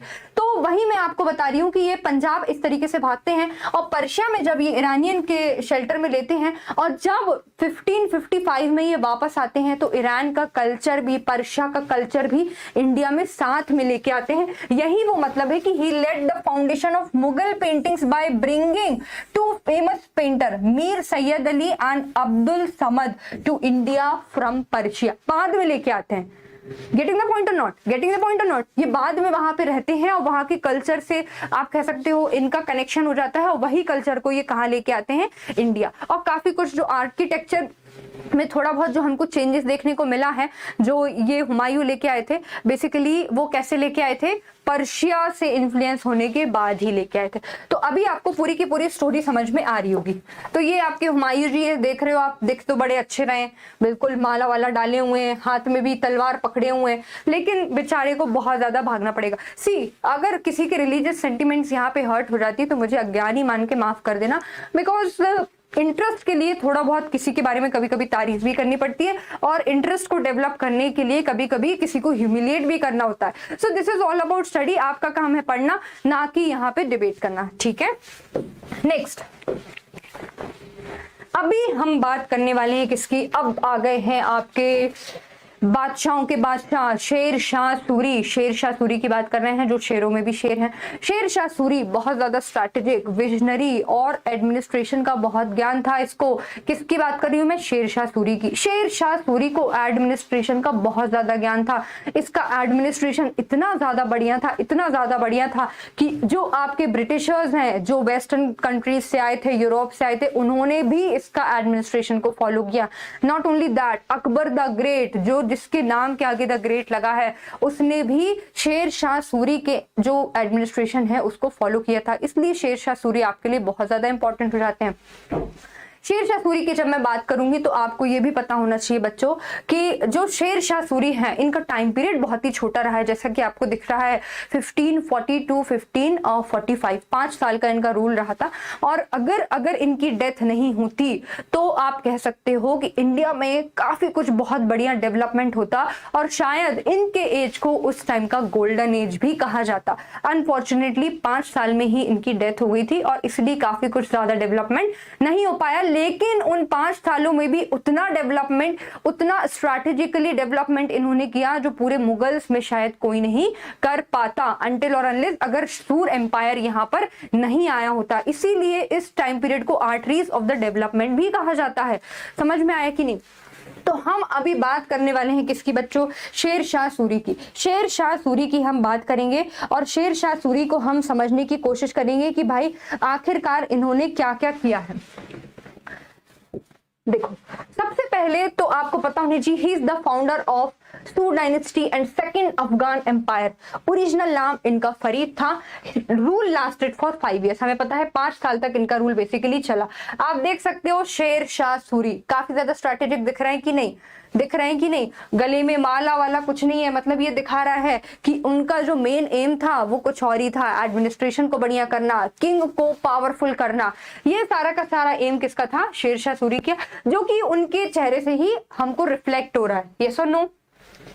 नेक्स्ट, सीधे के सीधे यहाँ पे बात करी गई है एडमिनिस्ट्रेशन की। मैं आपको बता दूं कि जब शेर शाह सूरी जब गद्दी पे बैठे थे तो उन्हें पता था एडमिनिस्ट्रेशन कैसे चलाना है। क्यों? क्योंकि इनके इनके जो फादर थे उनकी खुद की जागीर थी, जागीर के हेड थे, और क्योंकि उनके फादर को बहुत अच्छे से पता था कि जागीर में किस तरीके से करप्शन होता है और किस तरीके से चीजों को मोल्ड किया जाता है, और वही चीजें आप कह सकते हो कि संस्कार जो है वो घर से पनपते हैं। तो आप कह सकते हो कहीं ना कहीं इनकी फैमिली बैकग्राउंड की वजह से शेर शाह सूरी को कई सारी चीजों का फायदा हुआ और एडमिनिस्ट्रेशन का ज्ञान हुआ। और जैसे ही ये गद्दी पे बैठते हैं तो ये एक्सपेंशन चालू करते हैं, जो भी लॉस्ट टेरिटरी रहती है उनको जीतते हैं, जो हुमायूं छोड़ के भाग गया था, और उसके ऊपर अपना कंट्रोल करते हैं। सबसे इंपॉर्टेंट जो इस शेर शाह सूरी से रिलेटेड जो पूछा जाता है that is about administration of Sher Shah Suri, and हम सबसे पहले ही इसका एडमिनिस्ट्रेशन डिस्कस करने वाले हैं। एडमिनिस्ट्रेशन में आप देखोगे कि सबसे पहले तो इनको पता था कि मैं किंग हूं, मैं अगर यहाँ पे बादशाह हूं तो एडमिनिस्ट्रेशन को सेंट्रलाइज रखना पड़ेगा। क्यों? क्योंकि एडमिनिस्ट्रेशन को अगर सेंट्रलाइज रख दिया तो लोअर लेवल, मतलब कि जो आपके अदर नोबल्स हैं या फिर जो आपके अदर मिनिस्टर्स हैं, वो खुद से कोई डिसीजन नहीं ले पाएंगे। जो भी डिसीजन रहेगा वो किसका रहेगा, बेसिकली बादशाह का डिसीजन रहेगा, मतलब किंग का डिसीजन रहेगा। तो इन्होंने सबसे पहली चीज तो यही इनका एडमिनिस्ट्रेशन है कि he was having centralised administration. Administration जो था बेसिकली इनका सेंट्रलाइज्ड था। अगर हम बात करेंगे कि बाकी चीजें इन्होंने क्या की, तो बिल्कुल इन्होंने बढ़िया सी अपनी आर्मी भी रखी। रेवेन्यू कलेक्ट करने के लिए इन्होंने कई सारे ऑफिसर्स को भी आप कह सकते हो ऑफिसर्स को भी इन्होंने अडॉप्ट किया, ऑफिसर्स को भी अपॉइंट किया। रेवेन्यू के लिए इन्होंने क्या क्या चीजें की वो हम धीरे धीरे करके एक एक करके चीजें को डिस्कस करेंगे। इसके अलावा इन्होंने फॉरेन अफेयर्स के मिनिस्टर्स को रखा था, कम्युनिकेशन के मिनिस्टर्स को रखा था, इंटेलिजेंस गैदरिंग मतलब कि जो आपके स्पाइज होते हैं वो वाले ऑफिसर्स को भी इन्होंने अपॉइंट किया था। तो आप देख सकते हो एडमिनिस्ट्रेशन को कितना बढ़िया तरीके से इन्होंने डेवलप किया हुआ था। किसके दिमाग ने? ये दिमाग था शेर शाह सूरी का। तो सबसे पहले आप देखेंगे कि शेर Shah Suri continued the centralised administration इनका सेंट्रलाइज था। उसके बाद अगर हम बात करेंगे तो यहाँ पर है कि he had important important officials थे, रेवेन्यू के, कम्युनिकेशंस के, फॉरेन अफेयर्स के, इंटेलिजेंस गैदरिंग, ये सारे के सारे इनके इंपॉर्टेंट ऑफिशियल्स थे। फिर यहाँ शेर शाह सूरी के एम्पायर को बताया गया है कि भाई सॉरी एम्पायर कैसा था। तो यहाँ पर बेसिकली आपका जो बड़ा सा एम्पायर था उसको डिवाइड किया गया था किसमें, सरकार में डिवाइड किया गया था। यहाँ पे मैं आपको बता देती हूँ, ये बेसिकली आप समझ लो सरकार है, ठीक है ना। ये जो डिवाइड किया, ये चार मैंने जो पोर्शन डिवाइड किया ये सरकार है। क्या है बच्चों, सरकार, ठीक है ना। ये एडमिनिस्ट्रेशन समझने की कोशिश करो, सरकार। फिर ये सरकार में जो आपके छोटे छोटे डिवीजन थे और अंदर डिवीजन थे उसको इन्होंने क्या बोला था, उसको बोला था परगना। परगना समझ में आ रहा है कि नहीं, सरकार के बाद परगना। अब यहाँ पे सरकार की बात हो रही है, सरकार जो है उसका हेड कौन था ये आपको पता होना चाहिए। तो इसको बेसिकली एक मिनट, इसके लिए खाली स्लाइड है क्या, एक बार हम देखने की कोशिश करेंगे। यहाँ पे समझ लेते हैं, है ना। यहाँ पे आई थिंक समझना it will be more easy for you. और यहाँ पे हम समझेंगे कि यहाँ पे आपका था सरकार, ये आपके छोटे छोटे सरकार है। तो जो आपका सरकार था, सरकार का हेड कौन था, तो ये आपको पता होना चाहिए, शिखदार जो थे वो आपके हेड थे। फिर आपके यहाँ पे कौन था, छोटे कौन थे, परगना, सॉरी सरकार, फिर सरकार के बाद यस, फिर आपके यहाँ परगना। अब मैं आपको बता दूं, यहाँ पे बेसिकली जो आपका मेन है वो यहाँ पे कौन है, सरकार है, और सरकार के बाद आपके कौन है, परगना है। इस परगना के अंदर आपके कई सारे ऑफिसर्स अपॉइंटेड थे, मतलब कि फोटेदार कौन था, बेसिकली जो ट्रेजरी डिपार्टमेंट, जो आपका ट्रेजरी डिपार्टमेंट है उसका जो हेड है वो फोटेदार था। फिर आमिल, इस तरीके के कई सारे लोगों को यहाँ पे अपॉइंट किया गया था। तो सबसे पहली यूनिट आपकी थी सरकार, फिर आपकी थी परगना, और कई सारे ऑफिसर्स को इस तरीके से अपॉइंट किया गया था। धीरे धीरे हम करके एक एक ऑफिसर्स के बारे में देखेंगे। Administration exactly. तो यहाँ पर बेसिकली जो आपका सरकार था उसको शिकदार गवर्न करता था, and chief Munsif basically law and order के लिए था। एडमिनिस्ट्रेशन में लॉ एंड ऑर्डर को शेर शाह सूरी ने बहुत ही, आप कह सकते हो, उसको प्रायोरिटाइज करके रखा था। तो लॉ एंड ऑर्डर के लिए इन्होंने किसको कर रखा था, मुंसिफ को किया था। फिर ईच सरकार वाज डिवाइडेड इनटू परगना, जो कि हम देख सकते हैं, which was governed bye शिखदार, Amini, फोटेदार कौन, ट्रेजरी, कारकून्स मतलब जो बेसिकली अकाउंटेंट का वर्क करता था उसको कारकून्स कहते थे। आमिन जो है, जो कि वहां की चीजों को बेसिकली आप कह सकते हो कि रेवेन्यू की वर्क करता था, वो आमिन था। फिर लोवेस्ट लेवल ऑफ एडमिनिस्ट्रेशन जो था सरकार के नीचे परगना, और परगना के जो नीचे लोवेस्ट लेवल था उसको बोला गया था विलेज मौजा नाम दिया गया था, ये आप नहीं भूलोगे। उसके बाद एडमिनिस्ट्रेटिव यूनिट्स, मतलब कि हाँ ये वाली प्लेस इक्ता, ये दूसरा इक्ता, ये तीसरा इक्ता, तो इक्ता में भी इसको डिवाइड कर रखा था। उसके बाद हम बात करेंगे कि अगर हम बात करें कि भाई इन चीजों को, रिकॉर्ड्स को कौन मेंटेन करेगा, भाई अगर परगना जो है, अगर सरकार शिखदार हैंडल कर रहा है, परगना में फोटेदार है, आमिन है, कारकून्स हैं, तो इन सबके वर्क को कोई ना कोई तो देखेगा ना, कि अकेले आपकी शेरशाह सूरी देखेगा। तो उसके लिए इन्होंने अलग आपके ऑफिसर बनाए थे जो सबका रिकॉर्ड मेंटेन करे। वो उसका नाम क्या था, कानूंगोज। कहाँ लिखा है, ये लिखा हुआ है, Qanungos and Amil and Qanungos. Don't get confuse between Amin and Amil and Qanungos are the officers who maintain the record of the every activity. समझ में आ रहा है कि नहीं। तो आप एडमिनिस्ट्रेशन को देख सकते हो कितने बढ़िया तरीके से इन्होंने कर रखा है। उसके बाद हम बात करते हैं, बेसिकली यहाँ पे बात हो रही है अब रेवेन्यू की। भाई एडमिनिस्ट्रेशन में लॉ एंड ऑर्डर इंपॉर्टेंट है, जस्टिस इंपॉर्टेंट है, तो जस्टिस के लिए भी इन्होंने बहुत सारी चीजें कर रखी है, लॉ एंड ऑर्डर के लिए कर रखी है। तो क्या आपको नहीं लगता रेवेन्यू ये बढ़ाएंगे, क्योंकि वो जो आर्मी इन्होंने कर रखी है, जो इतने सारे ऑफिसर्स को इन्होंने अपॉइंट कर रखा है, आखिरकार उनको सैलरी देने के लिए रेवेन्यू भी तो अच्छा होना चाहिए। रेवेन्यू बढ़िया होगा तभी तो पूरा राज्य चलेगा, यस और नो। तो इसीलिए इन्होंने बेसिकली क्रॉप रेट्स को बेसिकली सिस्टमेटिकली क्या कर रखा था, शेड्यूल्ड कर रखा था। And adopted land assessment every year, जब्ती हर साल यहाँ पे लिखा हुआ है, मतलब कि हर साल लैंड का असेसमेंट होता था। भाई लैंड कैसी है, और लैंड को भी इन्होंने डिवाइड कर रखा था, मैं आपको बताऊं। All cultivable lands were classified into 3 classes and the state share was 1/3 of the produce, मतलब कि जितना भी जो कुछ प्रोड्यूस हो रहा है उसमें से स्टेट को कितना जाएगा, 1/3। उसके बाद हम बात कर रहे हैं यहाँ पे किसकी, शेर शाह इंट्रोड्यूस्ड पट्टा। जस्ट अ सेकेंड,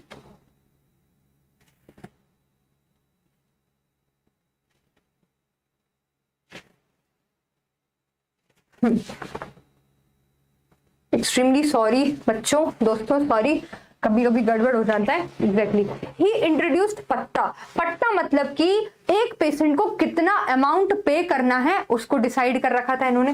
एंड काबूलियत मतलब कि agreement, deed of the agreement. तो ये सारी की सारी चीजें आप देख रहे हो कि जो अभी भी गवर्नमेंट इन चीजों को प्रमोट करती है, वो कब शेर शाह सूरी प्रमोट कर चुका था। उसके बाद he introduce new silver coin called dam. Dam को इन्होंने किया, और जो कि आपके सर्कुलेशन में कब तक रहे, 1835 तक।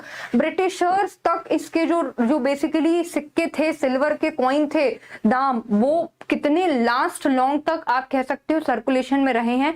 इसकी इंपॉर्टेंस आप इसी चीज से समझ सकते हो। उसके बाद इन्होंने क्या बिल्ड किया था, he build the Shahi road from Indus valley to Sonar valley in Bengal, which was later name as GT road, grand trunk road. Basically आप देखो इनका जो रोड डेवलप करने का इरादा था वो ऐसा था कि आपका कह सकते हो आप ईस्ट से लेकर वेस्ट तक को जोड़ा जा सकता है। और इनका ऐसा नहीं था कि भाई आपकी जो रोड चल रही है तो बस रोड ही बना दो, भाई खाली रोड होगी तो चलेगा कौन। इन्होंने कहा सराइस बनाओ, पुलिस स्टेशन बनाओ, कि कुछ कहीं गड़बड़ हुई तो तुरंत उसको दंड दिया जाए, तुरंत ही वहां से कैप्चर किया जाए। शेर शाह सूरी का एडमिनिस्ट्रेशन, जस्टिस और लॉज इतने ज्यादा स्ट्रिक्ट थे कि अगर यहाँ सोना चांदी भी पड़ा रहे, अगले दिन आके कोई ढूंढे तो वो उसको सोना चांदी वहीं पड़ा मिला रहेगा, मतलब कोई चोरी चपाट नहीं होगी। ये समझ रहे हो आपने, ये थोड़ा हाइपोथेटिकल हो गया बट कहने के बाद बता रही हूँ आपको कि शेर शाह सूरी का एडमिनिस्ट्रेशन बहुत ही ज्यादा स्ट्रॉन्ग था और बहुत ज्यादा स्ट्रिक्ट भी था। फिर यहाँ पे सराइस बनाए गए, होटल्स बनाए गए और पुलिस स्टेशंस बनाए गए। उससे क्या हुआ, लोग यहाँ रुकते थे, सामान खरीदते थे और उससे क्या होता था, टैक्स देते थे। फिर इन्होंने कहा कि भाई एक काम करो, टैक्सिंग सिस्टम की अगर हम बात करेंगे तो अगर कोई वेस्ट से एंटर हो रहा है तो जहां से एंटर हो रहा है यहाँ एक बार टोल ले लो, ईस्ट से एंटर हो रहा है यहाँ एक बार टोल ले लो, और अगर कहीं सेंटर में आके वो अपना सामान अगर बेच रहा है तो एक बार यहाँ से टैक्स ले लो। तो बार बार बीच बीच की झंझट खत्म हो जाएगी और साथ में जो आपके व्यापारी हैं उनको भी ईज हो जाएगा। So ease of doing business was facilitated well in the reign of Sher Shah Suri. I hope the points are clear to you. तो आप देख सकते हो कितने स्ट्रैटेजिक तरीके से, सिंपल तरीके से शेर शाह सूरी ने उस एडमिनिस्ट्रेशन को चलाने की कोशिश की जो बाद में ब्रिटिशर्स ने भी अडॉप्ट किया।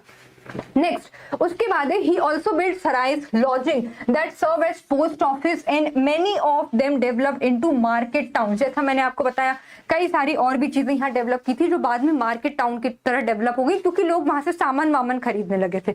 नेक्स्ट है उसके बाद every Sarai was under the control of Shahana custodian. Basically ये जो सराय यहाँ पे डेवलप हुए थे रोड साइड में, इसको बेसिकली शहाना एक कस्टोडियन था उसको अपॉइंट किया गया था, वो देखता था ताकि यहाँ पर कोई दिक्कत तो नहीं आ रही है, ज्यादा कोई टैक्सेस तो नहीं, कोई करप्शन तो नहीं हो रहा है। तो ये जो सारी चीजें थी वो कौन देखता था, आपका शहाना।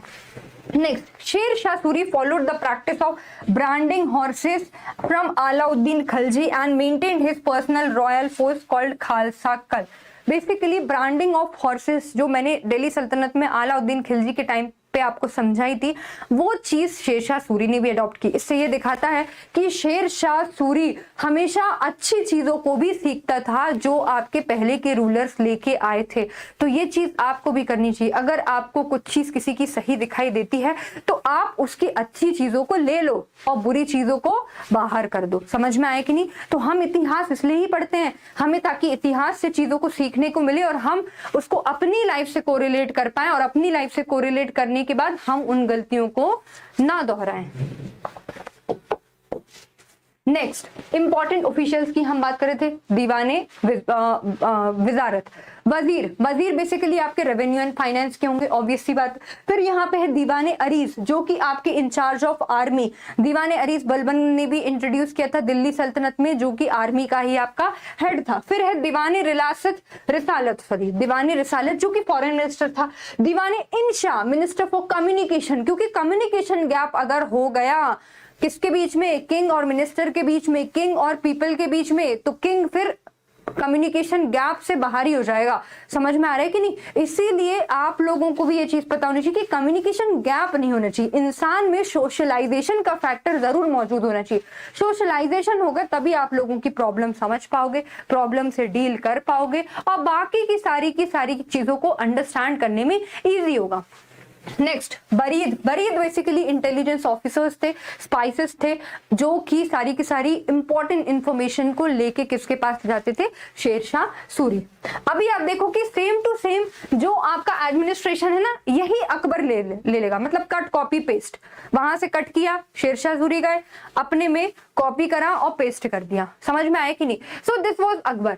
तो अकबर के बारे में हम बेसिकली अब अकबर पे आ गए हैं, जो कि आपको पता है, हम बेसिकली अकबर को जानते हैं अकबर द ग्रेट नाम से। अकबर द ग्रेट, जिसका टाइम पीरियड आप देख रहे हो 1556 टू 1605 बेसिकली इनका टाइम पीरियड है। लेकिन हम जब अकबर की बात करेंगे तो अकबर की बात करेंगे तो कुछ कुछ इंपॉर्टेंट चीजें आपको पता होनी चाहिए और बेसिकली देखते हैं यहाँ पे है कि नहीं, otherwise I will going to explain you through map. Okay, तो देखते हैं।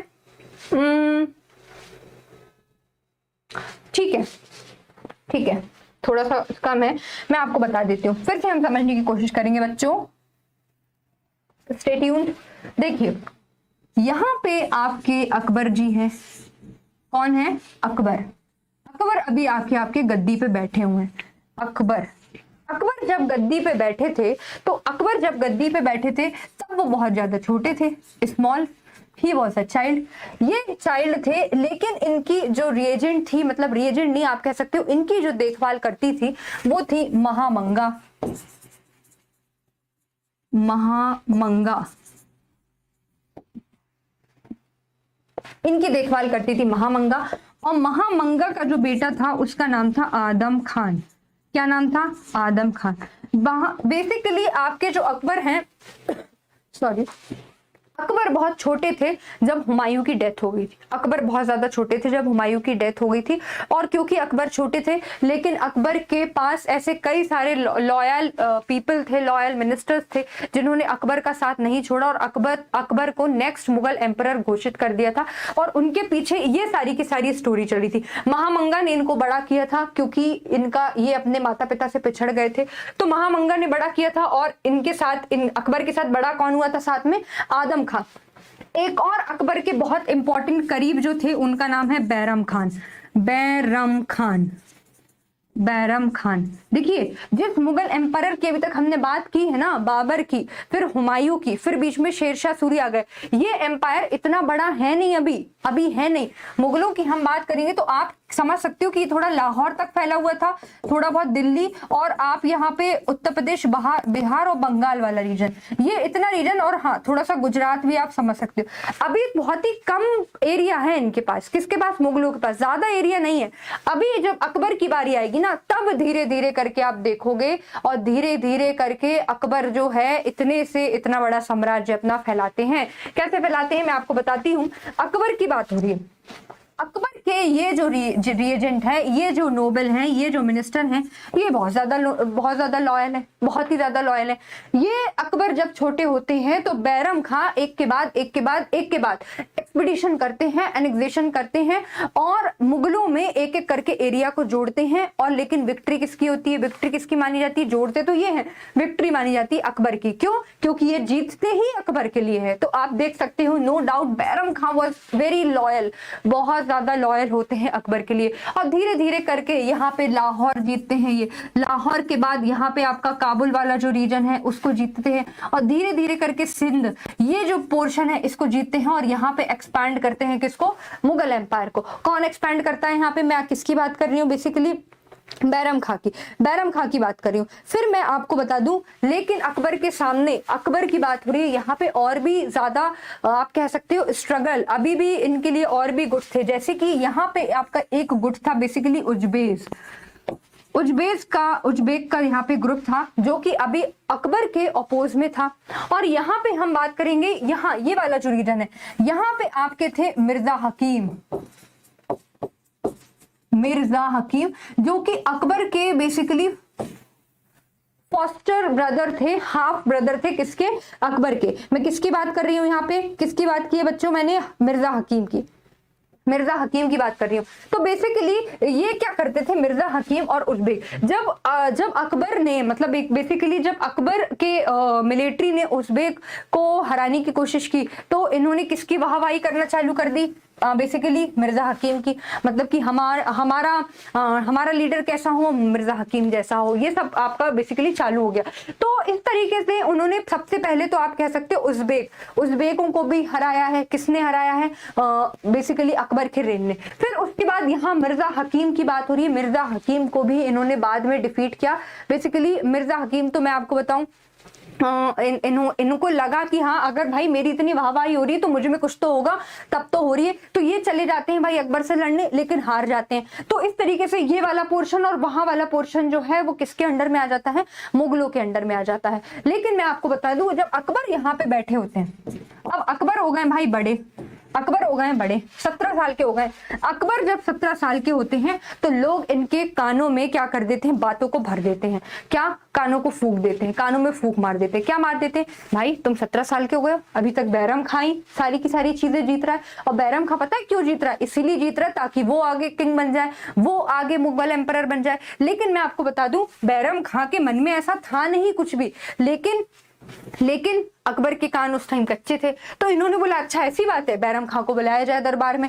बैरम खां को बुलाते हैं, बैरम खां को दरबार में बुला के वो कहते हैं कि तुम्हें मक्का जाना पसंद करोगे, तुम मक्का जाओगे। तो बैरम खां बोलते क्या ही दिक्कत है, मक्का कौन नहीं जाएगा, रिलीजियस प्लेस है, वहां लोग मर जाते हैं, कभी कभी जा नहीं पाते हैं। समझ में आ रहा है कि नहीं। तो ऐसा होता है ना, कुछ लोगों के नसीब में होगा तभी जा पाएंगे। तो बैरम खां बोलते थे हम बिल्कुल जाएंगे। अब जब बैरम खां मक्का जाते हैं, सो समहाउ किसी कॉन्स्पिरेसी के थ्रू जो है बैरम खां की हत्या हो जाती है।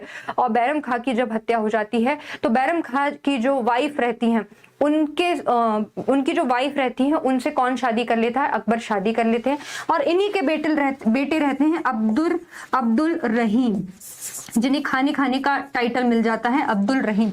इन्हीं के बेटे रहते हैं। और ये भी आपके बेसिकली अकबर के कोर्ट में, ये भी मतलब कि अकबर के रेन में ये भी आगे जाके आप देखोगे काफी ज्यादा इंपॉर्टेंट रोल प्ले करते हैं। और उनको टाइटल मिलता है खाना का। तो ये तो एक स्टोरी हो गई बैरम खां वाली, किस तरीके से इनकी डेथ होती है। और शुरुआत में इनके लिए जो मैक्सिमम एनेक्सेशन करते हैं और मैक्सिमम पार्ट जो मुगल सल्तनत में मिलाते हैं वो बैरम खां रहते हैं। अब यहाँ पे दूसरा कौन रहता है, महामंगा, जिन्होंने इनको बड़ा किया था। No doubt Maham Anga was a good person, but हाँ कहीं कहीं पे मिलता है कि she was also diplomatic too, और वो चाहती थी कहीं ना कहीं कि उनका बेटा जाके गद्दी पे बैठे। बट यहाँ थोड़ा डिबेटेबल टॉपिक है। लेकिन यहाँ पे जो आदम खां है, जो अकबर के साथ बड़े हुए थे, ये जो आदम खां है ये क्या चाहते हैं, ये चाहते हैं कि अगर जो अकबर है वो मुगल बादशाह है तो मुझे कम से कम वजीर की पोजीशन तो मिलनी चाहिए, वजीर की पोजीशन तो मुझे ही मिलनी चाहिए। तो ये आप कह सकते हो कि थोड़ा ग्रीडी पर्सन था। ये कौन था, आदम खां ग्रीडी पर्सन था। और इसकी थोड़ी सी नेगेटिव अप्रोच भी रहती थी, थ्रोन एक्विजिशन के लिए। समझ में आ रहा है कि नहीं। तो ये कैसा पर्सन था, आदम खां। अभी जो है बेसिकली ये जस्ट मैंने आपको बैकग्राउंड बताया कि आखिरकार अकबर के साथ कौन कौन सी चीजें चल रही हैं, क्या क्या पॉलिटिक्स अभी अंदर चल रही है, और किन किन चीजों का पॉलिटिक्स अभी जो है बेसिकली किन किन लोगों की डेथ हो चुकी है। अब जब अकबर की बात करूं मैं, तो अकबर के सामने सिर्फ इतना ही नहीं था कि उज्बेक थे और यहाँ पे मिर्जा हकीम थे, और भी लोग थे। और लोगों में क्या था कि यहाँ पर उनका बेसिकली मालवा, मालवा में बैठे हैं बाज बहादुर। बाज बहादुर तो यार अकबर राजा है, खुद तो हमेशा जाएगा नहीं कि भाई मैं राजा हूं तो मैं ही चला रहा हूं, ऐसा होगा क्या? ऐसा थोड़ी होगा। तो इसीलिए मालवा में ये भेजते हैं बेसिकली इसको आदम खान को। आदम खान को भेजते हैं ये मालवा में। और जब ये आदम खान को बेसिकली मालवा में भेजते हैं और मालवा में भेजते हैं जब, तो आदम खान जो है वो बाज बहादुर से लड़ाई करते हैं। बाज बहादुर एक बार बच जाते हैं और भाग जाते हैं। इनकी जो बिलव्ड रहती है रानी रूपमती। जब बाज बहादुर फाइनली बेसिकली मैं आपको बता दूं कि आदम खां की इंटेंशंस जो थी वो बहुत ज्यादा गलत थी रानी रूपमती को लेके, है ना। और रानी रूपमती को लेके बहुत ज्यादा इंटेंशंस गलत थी। लेकिन मैं आपको बता दूं कि जब बाज बहादुर की डेथ हो जाती है तो रानी रूपमती जो है वो सुसाइड कर लेती हैं, जहर खा लेती हैं। लेकिन बाद में हाँ, अकबर ने जो बेसिकली रानी रूपमती और जो आपके बाज बहादुर हैं उनकी हमको पता है उनकी समाधि सारंगपुर राजगढ़ डिस्ट्रिक्ट में है जो कि मध्य प्रदेश में है। उनकी समाधि के ऊपर वो लिखवाते हैं आशिक सादिक एंड शहीद वफा। आशिक सादिक और शहीद वफा मतलब कि ये अपनी रानी रूपमती अपने वफा के प्यार में शहीद हो गई, उन्होंने जहर खा लिया। तो इस तरीके की चीजें ये लिखवाते हैं। और इनका जो पहला एक्सपीडिशन होता है किसका, अकबर का, वो मालवा पे होता है। क्यों मालवा पे क्यों होता है बच्चों? इसीलिए होता है मालवा पे क्योंकि मालवा स्ट्रेटेजिकली बहुत ज्यादा इंपॉर्टेंट है। अगर ट्रेड कहीं किसी को करना हो तो यहाँ से होकर गुजरना पड़ेगा, नॉर्थ से साउथ जाना हो तो मालवा से होकर गुजरना पड़ेगा, समझ में आए। तो स्ट्रेटेजिक पोजीशन होने के कारण इन्होंने मालवा को एनेक्स किया। उसके बाद हम बात करेंगे कहाँ की बात कर रहे हैं हम, गुजरात की। गुजरात में भी बेसिकली इनको एनेक्सेशन करना था। और गुजरात की जब हम बात करेंगे तो गुजरात में इनका ज्यादा कुछ था नहीं, मतलब कि रास्ता साफ था, तो गुजरात भी अकबर के हाथों में चला जाता है। फिर यहाँ पे रूल कर रही होती हैं रानी दुर्गावती। रानी दुर्गावती रूल कर रही होती हैं बेसिकली आपके गोंडवाना रीजन में। तो रानी दुर्गावती से ये फाइट करते हैं अकबर और भेजते किसको हैं, अपने गवर्नर को भेजते हैं असफ खां जो कि कढ़ा कुबा के उस टाइम पे गवर्नर होते हैं, जो कि आज के इलाहाबाद में प्रेजेंट है। तो ये वहां पर जाते हैं और रानी दुर्गावती से लड़ाई करते हैं। रानी दुर्गावती जो कि विमेन थी, जो कि बहुत ज्यादा ब्रेव भी थी, उनसे वॉर करते हैं। और उनसे वॉर करने के बाद जो आपकी रानी दुर्गावती हैं, मैं आपको बता दूं, वो वॉर मतलब कि she killed herself by a dagger, खुद को मार के ये अपने आप को खत्म कर लेती हैं। लेकिन इसमें इनका जो सन है वीर नारायण, उसकी भी डेथ हो जाती है। जो दुर्गावती की जो बहन रहती है Rani Kamlavati, I am not saying Kamlapati, I am saying Kamlavati, I repeat Kamlavati की भी डेथ हो जाती है। और रानी दुर्गावती उस टाइम विडो होती है दलपत शाह की। तो इस तरीके से ये गोंडवाना किंगडम को भी अपने अंडर में कर लेते हैं, गुजरात को कर लेते हैं, ये वाला रीजन तो इनके हाथों में होते ही है। जब ये बेसिकली गुजरात में जब वॉर फॉट करते हैं और लड़ाई करते हैं, तो इसी की याद में जब ये पहली बार समुद्र देखते हैं, दिस इज 1572 की बात है ये। और अगर मैं इसकी बात करूंगी मालवा की तो 1561 की बात है। 1561 में मालवा पे एनेक्सेशन किया था इन्होंने सप्रेस करने के लिए।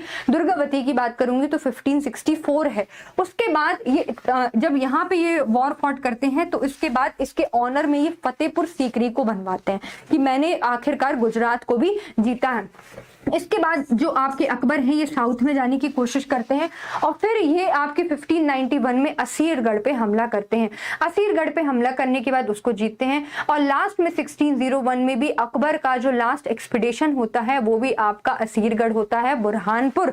क्यों? और अकबर यहाँ पे खुद आते हैं और चाबी से, सोने की, ऐसा कहते हैं, सोने की चाबी से इस किले को खोलते हैं, क्योंकि जो आपका असीरगढ़ है उसको माना जाता था it is the key to the South India. Asirgarh, Burhanpur, दर्रा, क्योंकि यहाँ सतपुड़ा की माउंटेन रेंजेस हैं। जब तक बुरहानपुर को नहीं जीता जा सकता, साउथ में कैसे हम आखिरकार जाएंगे? और साउथ में क्यों जाना है? क्योंकि साउथ में सोना ही सोना है। समझ में आ रहा है कि नहीं? साउथ बहुत ज्यादा वेल्थ थी उस टाइम, इसीलिए उनका जो मेन मोटिव था साउथ में जाना था। I hope the points are clear. So this is about Akbar. ये अकबर के बारे में था, उसकी एक्सपीडिशन के बारे में था, मिलिट्री अचीवमेंट्स के बारे में था। Till now we have not discussed the religious policy of Akbar, but yes administrative policy we have discussed and I hope the points are clear to you कि how Akbar started the reign और किस तरीके से जो मैंने आपको एक्सपेंशन बताया वो किस तरीके से अब यहाँ तक फैल गया है। देख रहे हो आप लोग? कि नहीं देख रहे हो। तो ये आपका बेसिकली किसकी बात है, अकबर की। लेकिन बच्चों ये 1-2 साल की कहानी नहीं है, जो अकबर का इतना पूरा रेंज है, एरिया है, जिसमें लास्ट 1601 में असीरगढ़ पे इन्होंने फॉट किया था और असीरगढ़ को जीता था। तो इससे समझ में आ रहा है कि भाई कितने साल लग जाते हैं एक इंसान को साम्राज्य बनाने में, एक एम्पायर बनाने में लग जाते हैं कि नहीं। आपके साथ भी सेम ऐसा है, एक एग्जाम क्रैक करने में पूरी आपको ऐसा लगता है 3-4 साल जो मेहनत की वो जिंदगी भर मेहनत की हो, 3-4 साल की मेहनत नहीं हो। होता है कि नहीं होता है, बिल्कुल होता है। नेक्स्ट अकबर की हम बात कर रहे थे, और अकबर में जैसा कि देखा कि इन्होंने अपने फादर के थ्रोन को बेसिकली थ्रोन को एक्सेस किया। फिर ही डिफीटेड हेमूस सूर, जो शेर शाह सूरी के वजीर हैं, इन्होंने सेकंड बैटल ऑफ पानीपत में उनको डिफीट किया। ये आप पॉइंट नोट डाउन कर सकते हैं। फिर between 1556 to 60 Akbar ruled under Bairam Khan regency. जिस तरीके से मैंने आपको बताया कि जो आपका मैक्सिमम पोर्शन था, जैसे लाहौर का, काबुल का, ये सारा का सारा बैरम खां ने इनको जीत के दिया था। बैरम खां बिकेम वकील of the kingdom with the title of खाने खाना।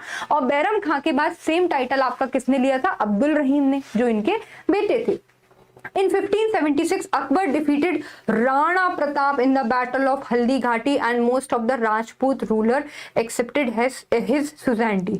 मान Singh led the Mughal army in the Battle of Haldi Ghati. Battle of Haldi Ghati मैं आपको बतानी भूल गई। Battle of Haldi Ghati तो बहुत ज्यादा इंपॉर्टेंट है। और Battle of Haldi Ghati में यहाँ पे बेसिकली बात हो रही है किसकी, राणा उदय के बेटे महाराणा प्रताप की। महाराणा प्रताप एक ऐसे रूलर थे जिन्होंने बेसिकली हार नहीं मानी थी, बिल्कुल भी हार नहीं मानी थी, और इन्होंने बहुत ही ब्रेवली फॉट किया था अकबर के साथ। लेकिन अकबर की सेना बहुत ज्यादा थी, अकबर ने घेराबंदी कर ली थी, इसी वजह से लास्ट में जो राणा प्रताप है उनको सुजेनिटी एक्सेप्ट करनी पड़ी, किसकी, मुगलों की। और यही फिर आपका जो basically battle of Haldi Ghati में आपके मुगल आर्मी से किसने लीड किया था, तो ही वॉज मान सिंह ने रूल किया था। उसके बाद है मुजफ्फर शाह। इन्होंने मुजफ्फर शाह को भी डिफीट किया था, किसने, अकबर ने।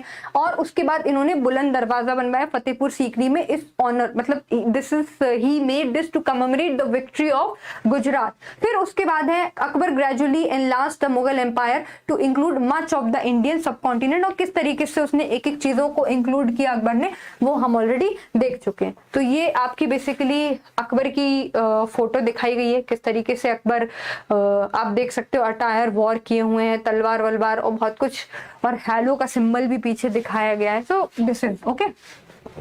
नेक्स्ट अब यहाँ पे बात हो रही है बेसिकली अकबर के एडमिनिस्ट्रेशन की। अकबर के एडमिनिस्ट्रेशन की बात हो रही है, और अकबर का जब हम एडमिनिस्ट्रेशन देखेंगे तो हमको पता होना चाहिए कि सबसे पहले तो यहाँ पर आपका जो मेन हेड था वो था आपका सूबा।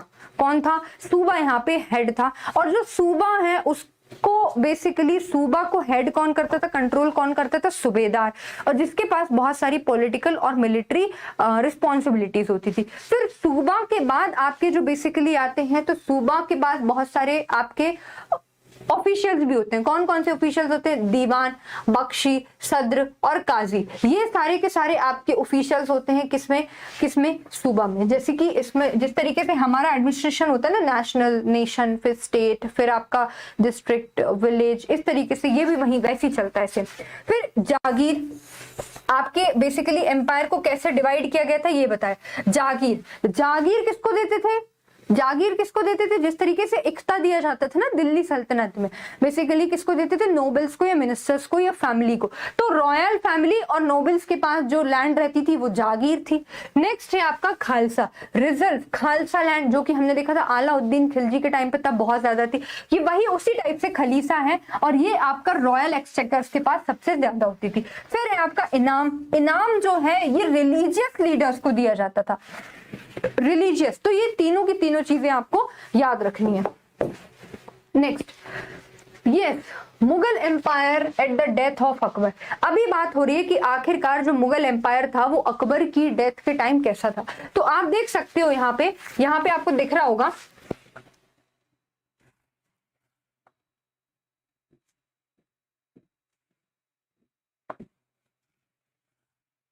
हाँ अभी आप देखो, ये जो आपका बेसिकली अकबर का टाइम पीरियड है उसमें आपका, इसको थोड़ा सा बड़ा कर दूं क्या, कोई बात नहीं। देखिए यहाँ पे जो आपके अकबर हैं, तो आप देखो यहाँ पे अकबर दिल्ली में बैठे हुए, इसी के पास पानीपत है, तो हेमू को इन्होंने हराया था सेकंड बैटल ऑफ पानीपत में, तो ये जीत लिया।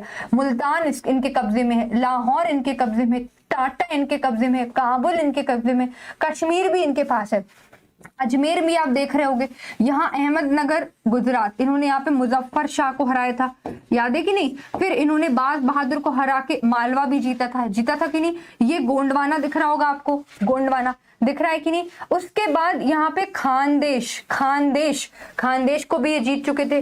बंगाल और बिहार, इलाहाबाद, अवध, आगरा, काफी ज्यादा एक्सपेंशन आप देख सकते हो। अकबर के टाइम की बात हो रही, लेकिन ये आपका जो मैप है ये है कि eight the time of Akbar की अकबर की डेथ के बाद आपका जो एम्पायर है वो ये था।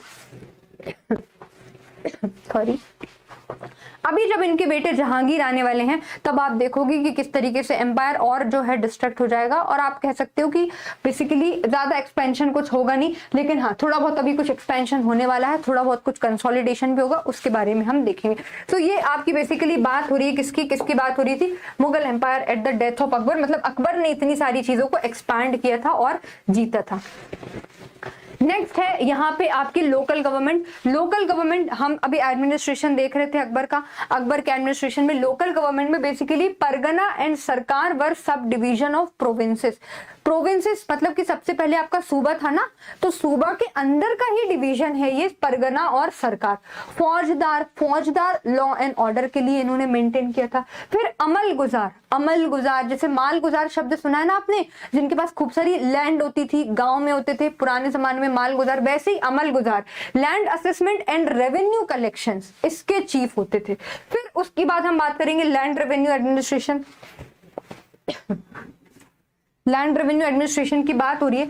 लैंड रेवेन्यू एडमिनिस्ट्रेशन में सबसे ज्यादा इंपॉर्टेंट रोल अगर कोई प्ले करता है तो वो करते हैं राजा टोडरमल का नाम आप लोग बच्चों बिल्कुल नहीं भूलोगे, क्योंकि आधे से ज्यादा जितने भी लैंड रेवेन्यू में रिफॉर्म्स बताए थे that was the contribution of Raja Todarmal only. तो राजा टोडरमल की बात करेंगे। Akbar experimented with land revenue administration with the help of Raja Todarmal, जैसा कि मैंने आपको अभी बताया। जब्ती और बंदोबस्त सिस्टम वाज यूज्ड, और ये जो था which was later improved through दहसाला, मतलब सिस्टम एक ही है लैंड रेवेन्यू का। दहसाला सिस्टम मतलब दह मतलब 10, समझ में आ रहा है कि नहीं। साला मतलब कि साल, तो 10 इयर्स मतलब कि लास्ट 10 इयर्स का असेसमेंट करके इवैल्यूएशन करके जो आपका कलेक्शन है, मतलब कि लास्ट 10 इयर्स के असेसमेंट इवैल्यूएट करके ही हम आपका रेवेन्यू को कलेक्ट करेंगे। So this was Dahsala system.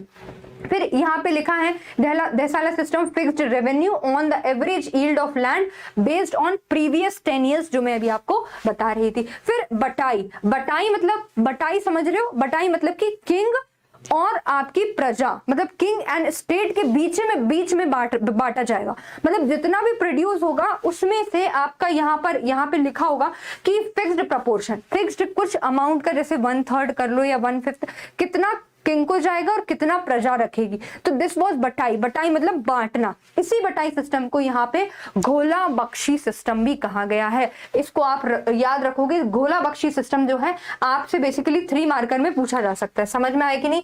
घोला बख्शी सिस्टम किस में पूछा जा सकता है आपसे, 3 मार्कर में, घोला बख्शी सिस्टम। तो ये आप लोग याद रखोगे। समझ में आया कि नहीं। तो ये इसका बेसिकली क्या था, रेवेन्यू। अब हम बात करते हैं लैंड रेवेन्यू में आपके फिर से आ जाते हैं नसक and कांडकूट। Was the revenue system based on what presents had been paying in the past? कांडकूट मतलब होता है कर्ण, समझ में आ रहा है कि नहीं। तो बेसिकली कूट मतलब होता है कि कैलकुलेशन टाइप। तो पहले के पेशेंट्स जो आपको पे करते थे उस हिसाब से पे, मतलब जो पास्ट में जो चीज पे होती थी उस हिसाब से हम प्रेजेंट का रेवेन्यू सिस्टम को डिसाइड करेंगे। आपके साथ भी ऐसे ही होता है, जैसे कि कई सारी जो आप कह सकते हो कि जो आपकी आईटी कंपनीज होती हैं उसमें भी आपका पेमेंट कैसे होता है कि भाई पहली वाली कंपनी में कितनी सैलरी मिलती थी, तभी तो देखेंगे कि दूसरी वाली कितने दे रहे हैं, तो थोड़ा बहुत बढ़ा के दे देते हैं ताकि हमारी कंपनी में वो पर्सन आ जाए। तो वही चीज है, समझ में आया ना, कानकूट नसक। फिर उसके बाद लैंड वॉज कैटेगराइज, लैंड को भी कैटेगराइज किया गया था। पोलज मतलब कि कल्टिवेबल लैंड, मतलब कि इसमें अच्छी खासी आपकी कंड्यूसिव एग्रीकल्चर हो सकता है। पराती, पराती मीन्स वंस इन 2 और 3 ईयर। छाछर मतलब होता है वंस इन 3 और 4 ईयर। और बंजर मतलब कि आप कह सकते हो वो एक काम की नहीं होती, बहुत ही कम उसमें प्रोडक्शन हो सकता है। उसके बाद है पेमेंट ऑफ रेवेन्यू, जो भी आपका पेमेंट होता था वो कैश में होता था। कई सारी बार आपने देखा होगा कि पेमेंट जो है वो इक्ता इन ल्यू ऑफ कैश, मतलब कि कैश की जगह लैंड वगैरह दे देते थे, बट यहाँ पे पेमेंट जो है वो कैश में होता था। Sorry, Qanungos were hereditary holders of land. जो कानूंगो हैं वो हेरिडिटरी होल्डर्स है, लैंड को हेरिडिटरी मतलब कि होल्ड करके रखे हुए। Karoris, Karoris were officers appointed all over northern India responsible for collecting dam rupees. Karori मतलब समझ में आना ना, करोड़ रुपए, ये तो मैं याद करने के लिए बता रही हूँ। करोड़ तो मतलब कि आप करोरी जब भी शब्द आए तो करोरी एक्सपेरिमेंट किया हुआ था अकबर ने। करोरी एक्सपेरिमेंट भी पूछेंगे तो वो यही था कि बेसिकली उसमें ऐसे ऑफिसर्स को अपॉइंट किया गया था जो बेसिकली क्या कलेक्ट कर रहे थे, दाम, जो रुपए थे ना उसको कलेक्ट करके ला रहे थे। करोरी एक्सपेरिमेंट आएगा तो पता होना चाहिए अकबर से रिलेटेड है। समझ में आए कि नहीं? नेक्स्ट हम बात करते हैं मनसबदार की। भाई मनसबदारी सिस्टम क्या है? मनसबदार बेसिकली इन्होंने अकबर ने इंट्रोड्यूस किया था। मनसबदार एक तरीके से रैंक थी। रैंक मतलब कि मैं आपको बता दूं, मनसबदार जो है अकबर क्या करता था कि अगर उसे किसी को सप्रेस करना है तो वो उससे यही कहता था कि तुम हमारे मनसबदार बन जाओ।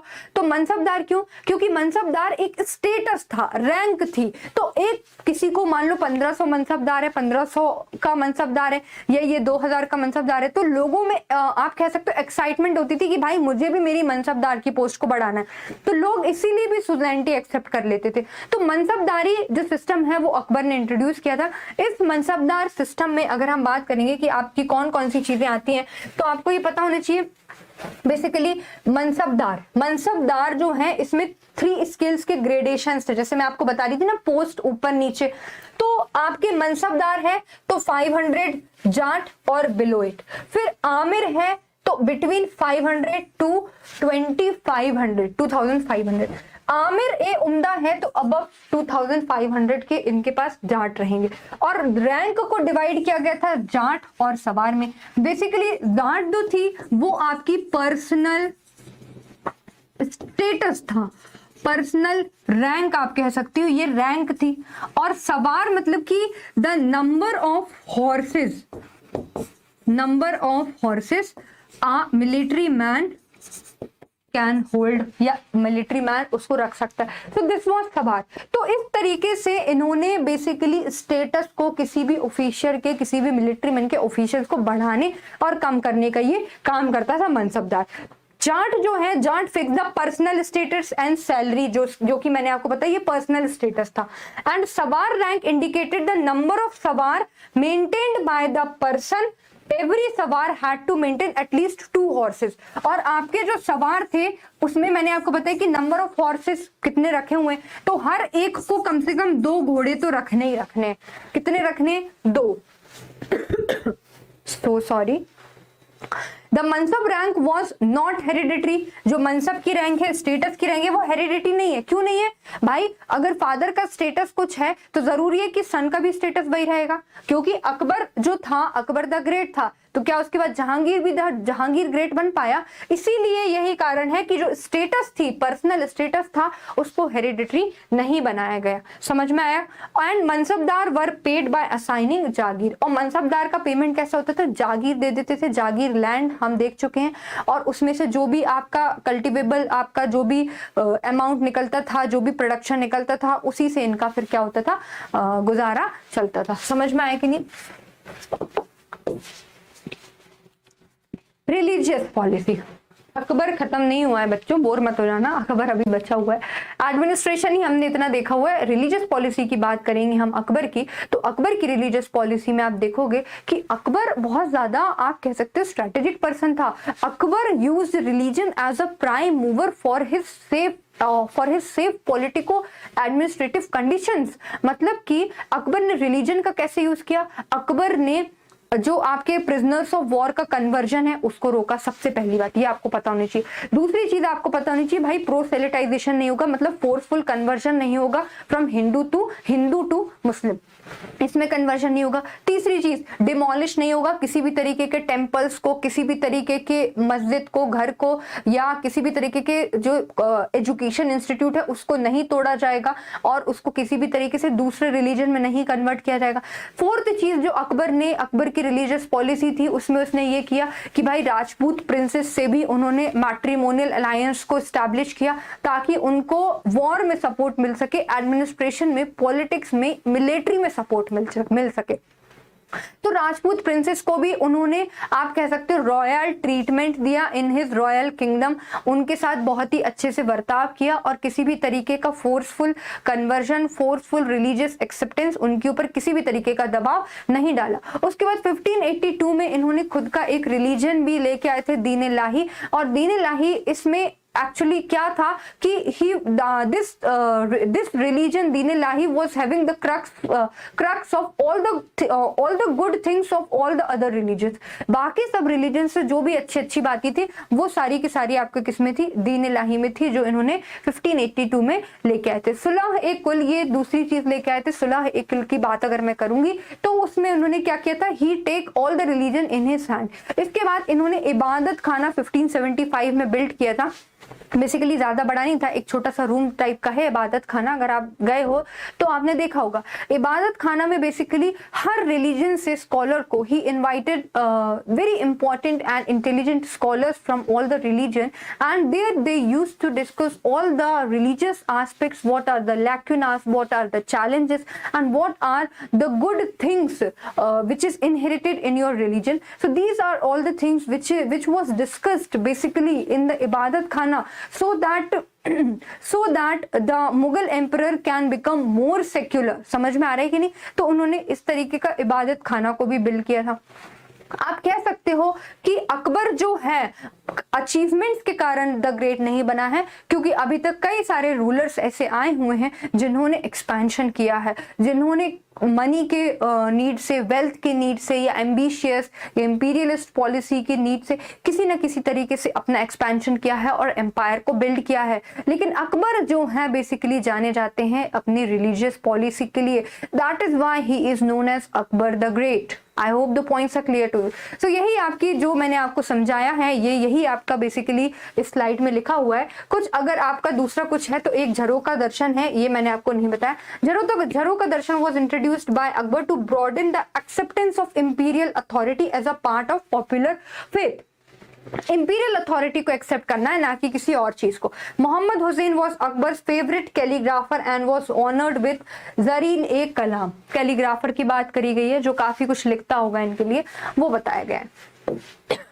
Sorry, coinage, he created new gold coins. Ashrafi के बारे में हम बहुत अच्छे से जानते हैं। अशरफी गोल्ड कॉइन्स हैं जो कि अकबर ने ही इंट्रोड्यूस की थी। He adopted a Ilahi era for dating coins replacing the previous Hijri era.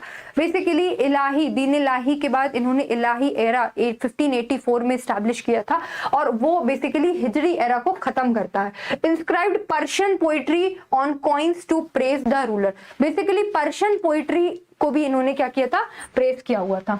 इसके बाद अकबर के नवरत्न आ जाते हैं। अकबर के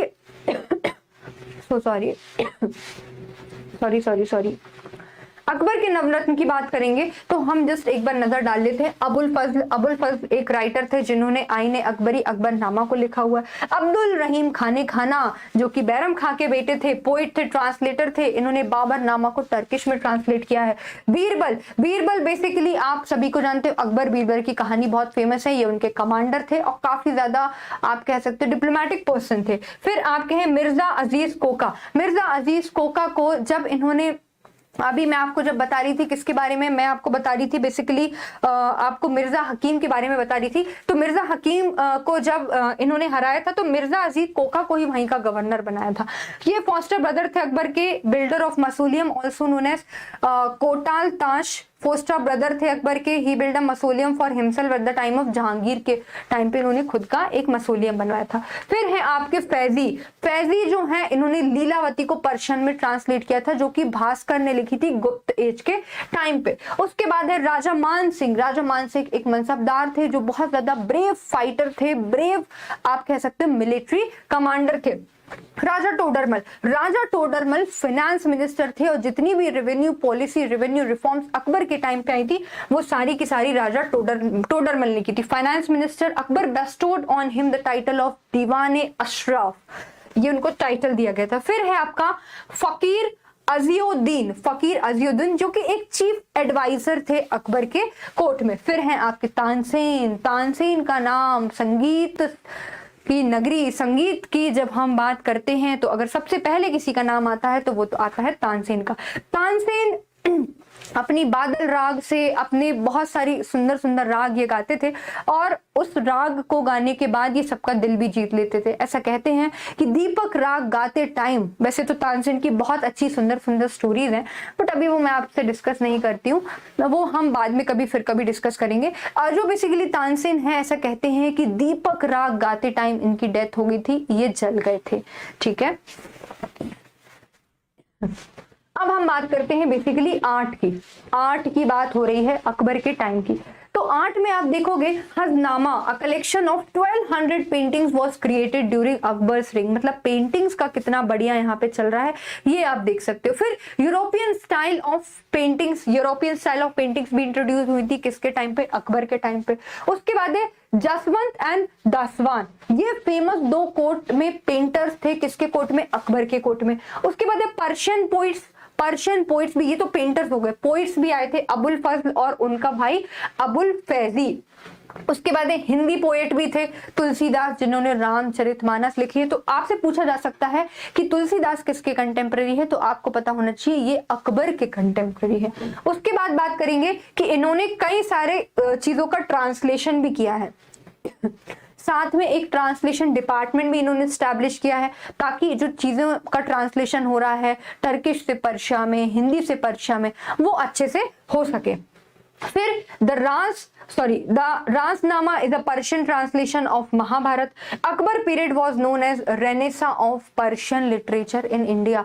तो आपसे डायरेक्टली क्वेश्चन पूछा जा सकता है कि भाई अकबर के टाइम पीरियड को रेनेसा ऑफ, बेसिकली यहाँ पे लिखा है रेनेसा ऑफ पर्शियन लिटरेचर क्यों कहा जाता है। तो अगर आपको पता है ये सारे के सारे पॉइंट्स की काफी सारी चीजों का ट्रांसलेशन पर्शिया में हुआ था और इन्होंने एक ट्रांसलेशन ब्यूरो का भी स्टैब्लिशमेंट किया था जो कि कई सारी चीजों जिसमें जो ऑफिशियल्स होते थे उनका मेनली मेजर जो वर्क होता था वो यही होता था कि जो आपकी बुक्स हैं उसको पर्शिया में कन्वर्ट किया जाए। तो आप काफी अच्छे से बता सकते हो कि भाई इनके टाइम पीरियड को basically Renaissance of Persian literature क्यों कहा जाता था। नेक्स्ट आर्किटेक्चर, आर्किटेक्चर में आप बहुत अच्छे से जानते हो अकबर की बात करेंगे तो अकबर ने जो सबसे इंपॉर्टेंट फोर्ट को स्टैब्लिश किया है उसमें से सबसे इंपॉर्टेंट फोर्ट का नाम आता है आगरा का किला। उसके बाद हम बात करते हैं तो इलाहाबाद का किला और फिर हम बात करते हैं तो लाहौर का किला। ये तीनों के तीनों जो किले हैं वो रेड सैंडस्टोन की मदद से बनाए गए हैं जो कि अकबर के आर्किटेक्चर का फाइनेस्ट एग्जाम्पल है। उसके बाद इनके जो आर्किटेक्चर है उसमें डोम का भी काफी ज्यादा यूज हुआ है।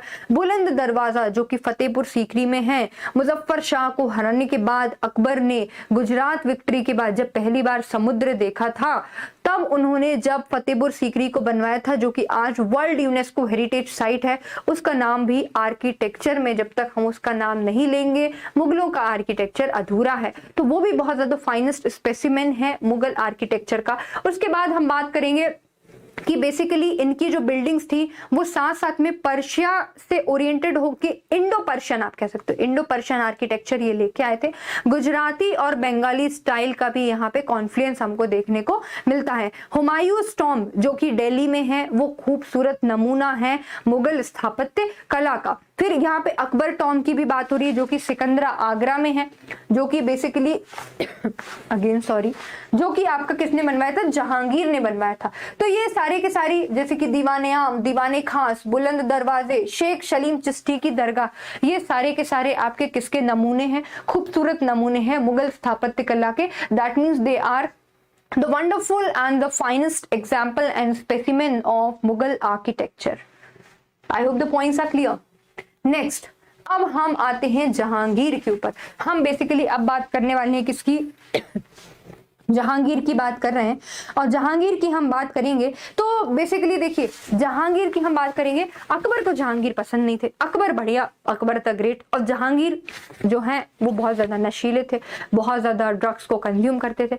तो अकबर जहांगीर को पसंद नहीं करते थे और चाहते थे कि अकबर गद्दी पे ना बैठे। वो चाहते थे बेसिकली कि खुसरो मिर्जा जो कि जहांगीर का बेटा था वो गद्दी पे बैठे। तो जहांगीर क्या करते हैं, खुसरो मिर्जा को बंदी बना लेते हैं और उनकी दोनों आंखें फुड़वा देते हैं। और वो फिर उनको बाद में दुख भी होता है और वो कई सारे इलाज भी करवाते हैं कि मेरे बेटे की वापस से आंखें हो जाए।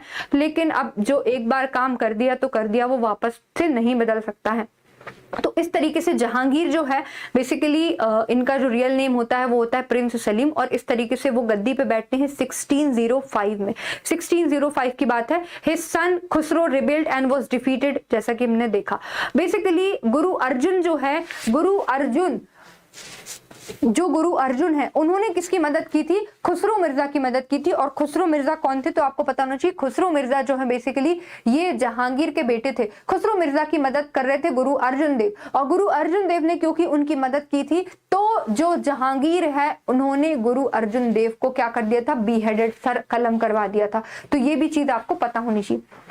बेसिकली मैं आपको बताऊं, जो जहांगीर है उनकी दोस्ती बहुत ज्यादा बुंदेला से बहुत ज्यादा थी, और सबसे अच्छे जो उनके दोस्त थे वो थे Vir Singh Bundela of the Orchha dynasty, जो कि बुंदेलखंड में थी। और उस टाइम पे बुंदेलखंड में जो वीर सिंह बुंदेला थे वो इतने ज्यादा इनके पक्के दोस्त थे कि जब आप इनका टाइम पीरियड देखोगे, जहांगीर का जो टाइम पीरियड है that is 1605 to 1627, same time period आपको वीर सिंह बुंदेला का भी मिलेगा, क्योंकि जहांगीर ने ही उन्हें गद्दी पे बिठाया था। वीर सिंह बुंदेला को क्यों गद्दी पे बिठाया था वो मैं आपको बता देती हूँ। एक स्टोरी है, एक कहानी है बेसिकली जहांगीर की, कि जहांगीर जो है, जो अबुल फजल है, अबुल फजल जो है वो बेसिकली अकबर के बहुत खास हुआ करते थे। और जहांगीर को पता था कि कहीं ना कहीं मेरी जो सारी की सारी बातें हैं वो अबुल फजल जो है वो अकबर को बता देते हैं। तो यही कारण है कि जो जहांगीर हैं वो अपने दोस्त वीर सिंह बुंदेला से कहते हैं कि जाओ और जाकर इस अबुल फजल को मार दो। तो वो जाते हैं और अबुल फजल की पूरी आंकड़ी निकाल लेते हैं। तो वहीं पर आंकड़ियां निकाल के उनका कत्ल कर देते हैं। और इस तरीके से अबुल फजल की, जो कि अकबर को बहुत ज्यादा प्यारे थे, उनकी हत्या हो जाती है। और इसीलिए क्योंकि आपके वीर सिंह बुंदेला ने अबुल फजल की आंकड़ियां निकाल ली थी, इसीलिए उस जगह का नाम जहां पे उनकी हत्या हुई थी उसका नाम आंकड़ी पड़ गया, जो कि आज के प्रेजेंट ग्वालियर में प्रेजेंट है। अगर इन जहांगीर की बेसिकली अभी तो किस्सा खत्म नहीं हुआ है। जहांगीर की जो वाइफ थी बेसिकली 20th वाइफ थी मेहरून निसा, उनको टाइटल भी दिया गया था नूर जहां का। Mehrun Nisa was a rare combination of beauty and intelligence. और हम देखेंगे कि जो जहांगीर थे वो जो है मेहरून निसा के इन्फ्लुएंस में बहुत ज्यादा रहते थे, और क्यों ना रहेंगे, क्योंकि वो ब्यूटीफुल भी थी और इंटेलिजेंट भी थी, दोनों ही थी। तो बहुत सारा जो इनका काफी सारा एडमिनिस्ट्रेशन है वो बेसिकली हम देखेंगे तो मेहरून निसा ही रन करती थी। अगर हम इसके बाद देखेंगे तो आप देखिए, जैसे कि इनके टाइम पीरियड में इसके अलावा एक्सपेडिशन की बात करें और बाकी चीजों की बात करें तो और भी सारी कई चीजें हुई हैं। जैसे कि यहाँ पे ब्रिटिशर्स भी विजिट किए थे, ब्रिटिशर्स में कैप्टन हॉकिंस इन्होंने विजिट किया था। टॉमस रॉ ये भी विजिट करने आए थे जहांगीर के रेन को। उसके बाद इनकी जो वाइफ थी नूर जहां थी, उनका स्टेट के ऊपर ज्यादा इन्फ्लुएंस रहता था। उसके बाद हम बात करेंगे,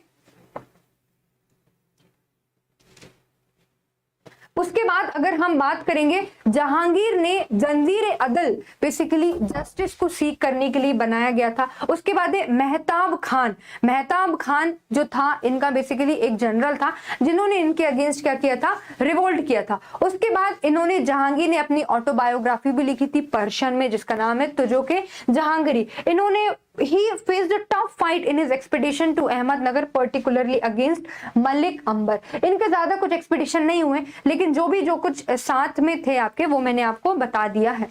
इसके अलावा आगे हम देखेंगे जहांगीर, ये आपके जहांगीर जी हैं, थोड़े से दिख रहे होंगे गुस्से वाले दिख रहे हैं कि नहीं दिख रहे हैं, थोड़े से नशीले टाइप, आंखें दिख रही है इनकी कि नहीं, नशीले टाइप।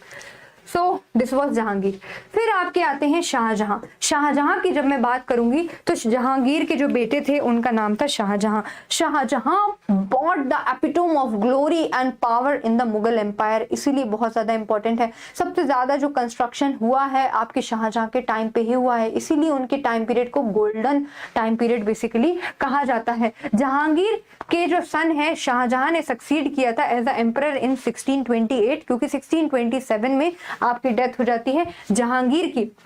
इनकी वाइफ की डेथ हो जाती है 1631 में। मुमताज महल इनकी वाइफ थी, और मुमताज महल इसीलिए फेमस है क्योंकि खूबसूरत ताजमहल जो कि दुनिया के 7 वंडर्स में आता है वो शाहजहां ने ही कंस्ट्रक्ट करवाया था अपनी वाइफ मुमताज महल के लिए। लेकिन मैं आपको एक चीज और बता दूं, ताजमहल जो आगरा में आज कंस्ट्रक्ट हुआ है वो आगरा में कंस्ट्रक्ट नहीं होना था, बल्कि उसको कंस्ट्रक्ट होना था बुरहानपुर में। जी हाँ दोस्तों, बुरहानपुर में कंस्ट्रक्ट होना था, लेकिन संगमरमर की खदानें दूर होने के कारण वो बुरहानपुर में नहीं बन सका, और आज हम ताजमहल को आगरा में यमुना नदी के किनारे देखते हैं। उसके बाद यहाँ पे हम देखेंगे कि इन्होंने क्या क्या एनेक्सेशन किया है। तो बिल्कुल इन्होंने बहुत सारा एनेक्सेशन भी किया हुआ है, जैसे कि इनकी डेक्कन पॉलिसी थी, अहमदनगर और बीजापुर गोलकुंडा को जीतने में वो सक्सेसफुल रहा। फिर Shahjahan moved the court army household from Agra to newly capital Shahjahanabad, जो कि बेसिकली शाहजहानाबाद जो कि दिल्ली में है। अभी तक इनका आगरा में चल रहा था, फिर दिल्ली में इन्होंने शिफ्ट किया, शाहजहानाबाद सिटी को स्टैब्लिश किया था।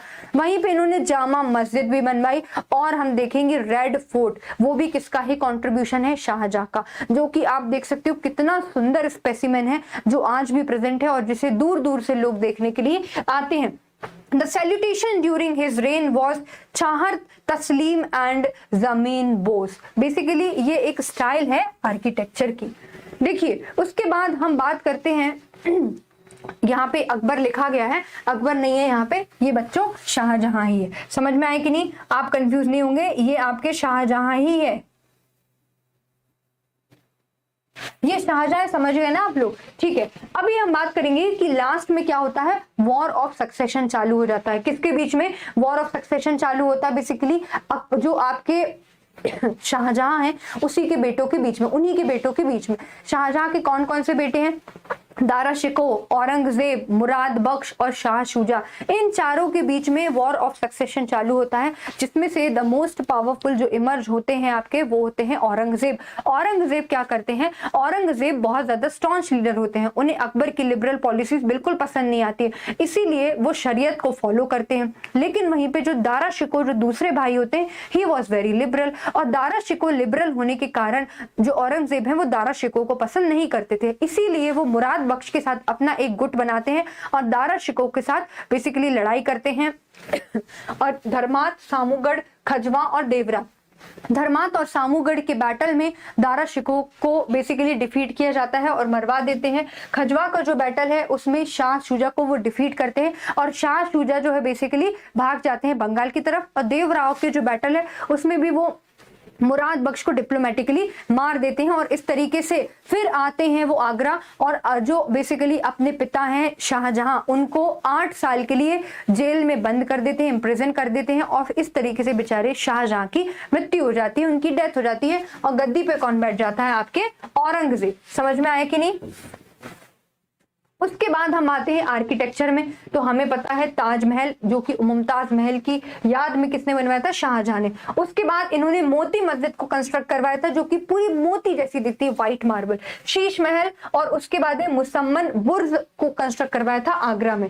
दिल्ली में इन्होंने रेड फोर्ट को कंस्ट्रक्ट करवाया था और उस रेड फोर्ट के अंदर दीवाने आम और दीवाने खास आज भी प्रेजेंट है। उसके बाद हम जानते ही हैं इन्होंने शाहजहानाबाद सिटी और आपका जो रेड फोर्ट है उसके जस्ट ठीक सामने बनवाई थी जामा मस्जिद।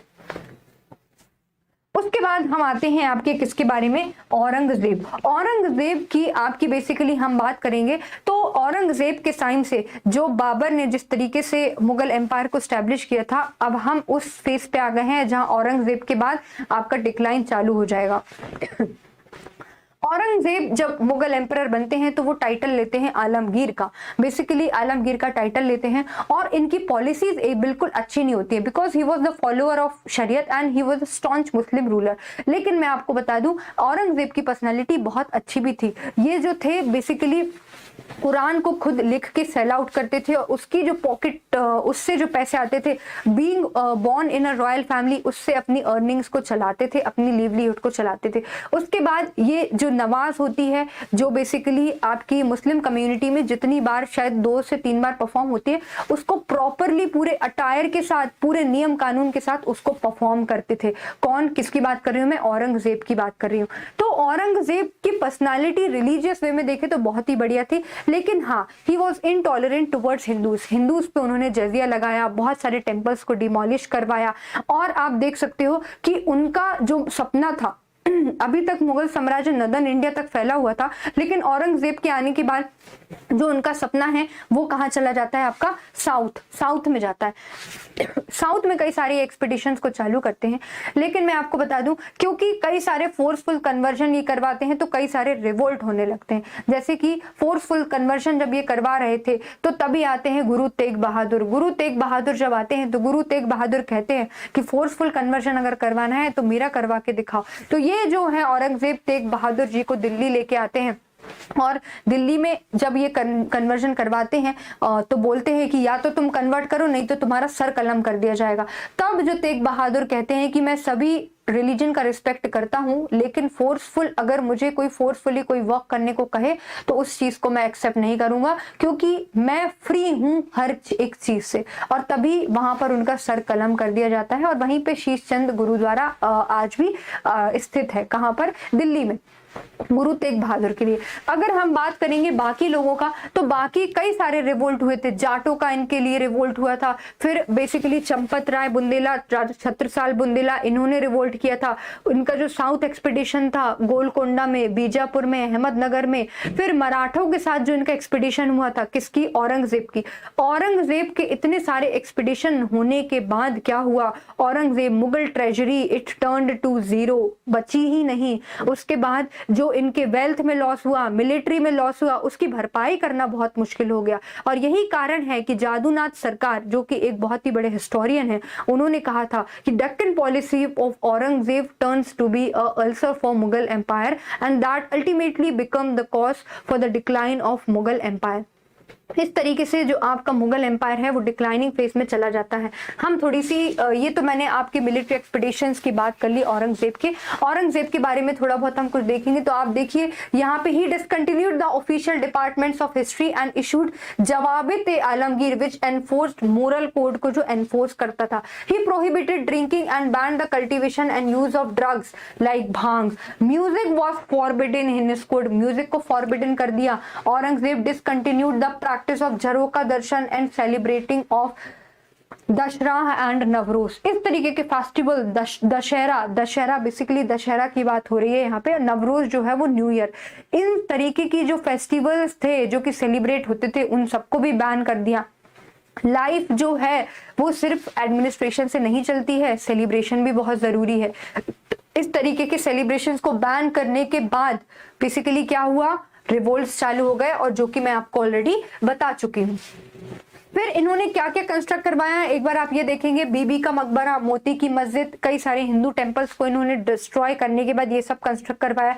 जजिया को रीइंपोज किया, पिलग्रिमेज टैक्स लगवाया। ही एग्जीक्यूटेड 9th गुरु तेग बहादुर। इसीलिए जब बाद में गोविंद सिंह आए नेक्स्ट गुरु, तो उन्होंने खालसा पंथ की स्टैब्लिशमेंट की थी कि हाँ, फिर उसके बाद वो तो हम बेसिकली सिख में पढ़ेंगे, अभी वो नहीं जाएंगे। लेकिन जस्ट मैंने आपको बताया तेग बहादुर की इन्होंने हत्या करवाई। रिलीजियस पॉलिसी जो ये लेके आए थे, forceful conversion, demolition of temples, उसकी वजह से राजपूत, मराठा, सिख्स, ये सब मुगल्स के एनिमी बन गए। जहां अकबर ने राजपूत के साथ मैट्रिमोनियल अलायंस करके उनका सपोर्ट गेन किया था, वहीं औरंगजेब ने उसको क्या कर दिया? पीछे धकेल दिया। Aurangzeb made changes to the mansabdari system by creating an additional rank mashrut and adding a deduction called khurak ए दवाब। डिडक्शन भी कर दिया। तो ये बेसिकली हम किसके बारे में बात कर रहे हैं? औरंगजेब के बारे में, जिससे क्या हुआ, इसके रेन ने क्या देखा? एक डिक्लाइन देखा। ये आपके औरंगजेब बने हुए हैं, कबूतर वबूतर कुछ पकड़े हुए हैं, थोड़े दुबले पतले दिख रहे हैं, लेकिन एनेक्सेशन इन्होंने बहुत किया हुआ है। इंपॉर्टेंट ऑफिशियल देखेंगे मुगल पीरियड में, तो ये हम ऑलरेडी देख चुके हैं कि भाई दीवाने आला वजीर जो है वो फाइनेंस रेवेन्यू डिपार्टमेंट का हेड हुआ करता था। मीर बख्शी जो है वो मिलिट्री डिपार्टमेंट का हेड हुआ था। मीर सामान समझते हो, सामान लाना, तो head of the household. बरीद जो है इंटेलिजेंस ऑफिसर। वाकिया नवीस जो है वो रिपोर्टर्स होते थे, जो किंग को हर चीज आके रिपोर्ट करते थे। फिर उसके बाद एक काजी जो है वो जुडिशियल डिपार्टमेंट का हेड होता था। सदर उल सद्र जो है वो चैरिटेबल और रिलीजियस एंडाउमेंट का हेड होता था। फिर उसके बाद है आपकी बेसिकली बात हो रही है मुताशद्दीकी, जो कि गवर्नर थे पोर्ट विलेज एडमिनिस्ट्रेशन के। मुकद्दम्स जो है वो विलेज के हेड थे। पटवारी जो है वो अकाउंटेंट थे। नेक्स्ट है जागीरदारी सिस्टम। जागीरदारी वॉज नथिंग बट जो सैलरी दी जाती थी, salary was Jagir was given in lieu of salary. एक पीस ऑफ लैंड होती थी जहां से प्रोडक्शन होकर जितनी भी इनकम जनरेट होती थी वो जागीरदार रखता था। समझ में आया कि नहीं? टाइप्स ऑफ जागीर, तनख्वाह जागीर वो जागीर होती थी जो सैलरी के ल्यू में दी जाती थी। मशरूत जागीर जो है वो कंडीशंस के साथ दी जाती थी। वतन जागीर जो है उन लोगों को दी जाती थी जो वतन में ही रहते थे, क्योंकि वो ट्रांसफरेबल नहीं होती थी। फिर आपकी है अल्तमाग जागीर, जो कि मुस्लिम नोबल्स को दी जाती थी जो कि उस टाउन में ही रहते थे। फिर है जमींदार आपको पता ही है, जमींदार जो है वो लैंड रेवेन्यू, जमीन से जो जमीन से जो रेवेन्यू निकल रहा है उसको कलेक्ट करते थे। और बेसिकली ये जो शेयर जितना भी निकलता था उसमें से 10 to 25% किसको दे देते थे?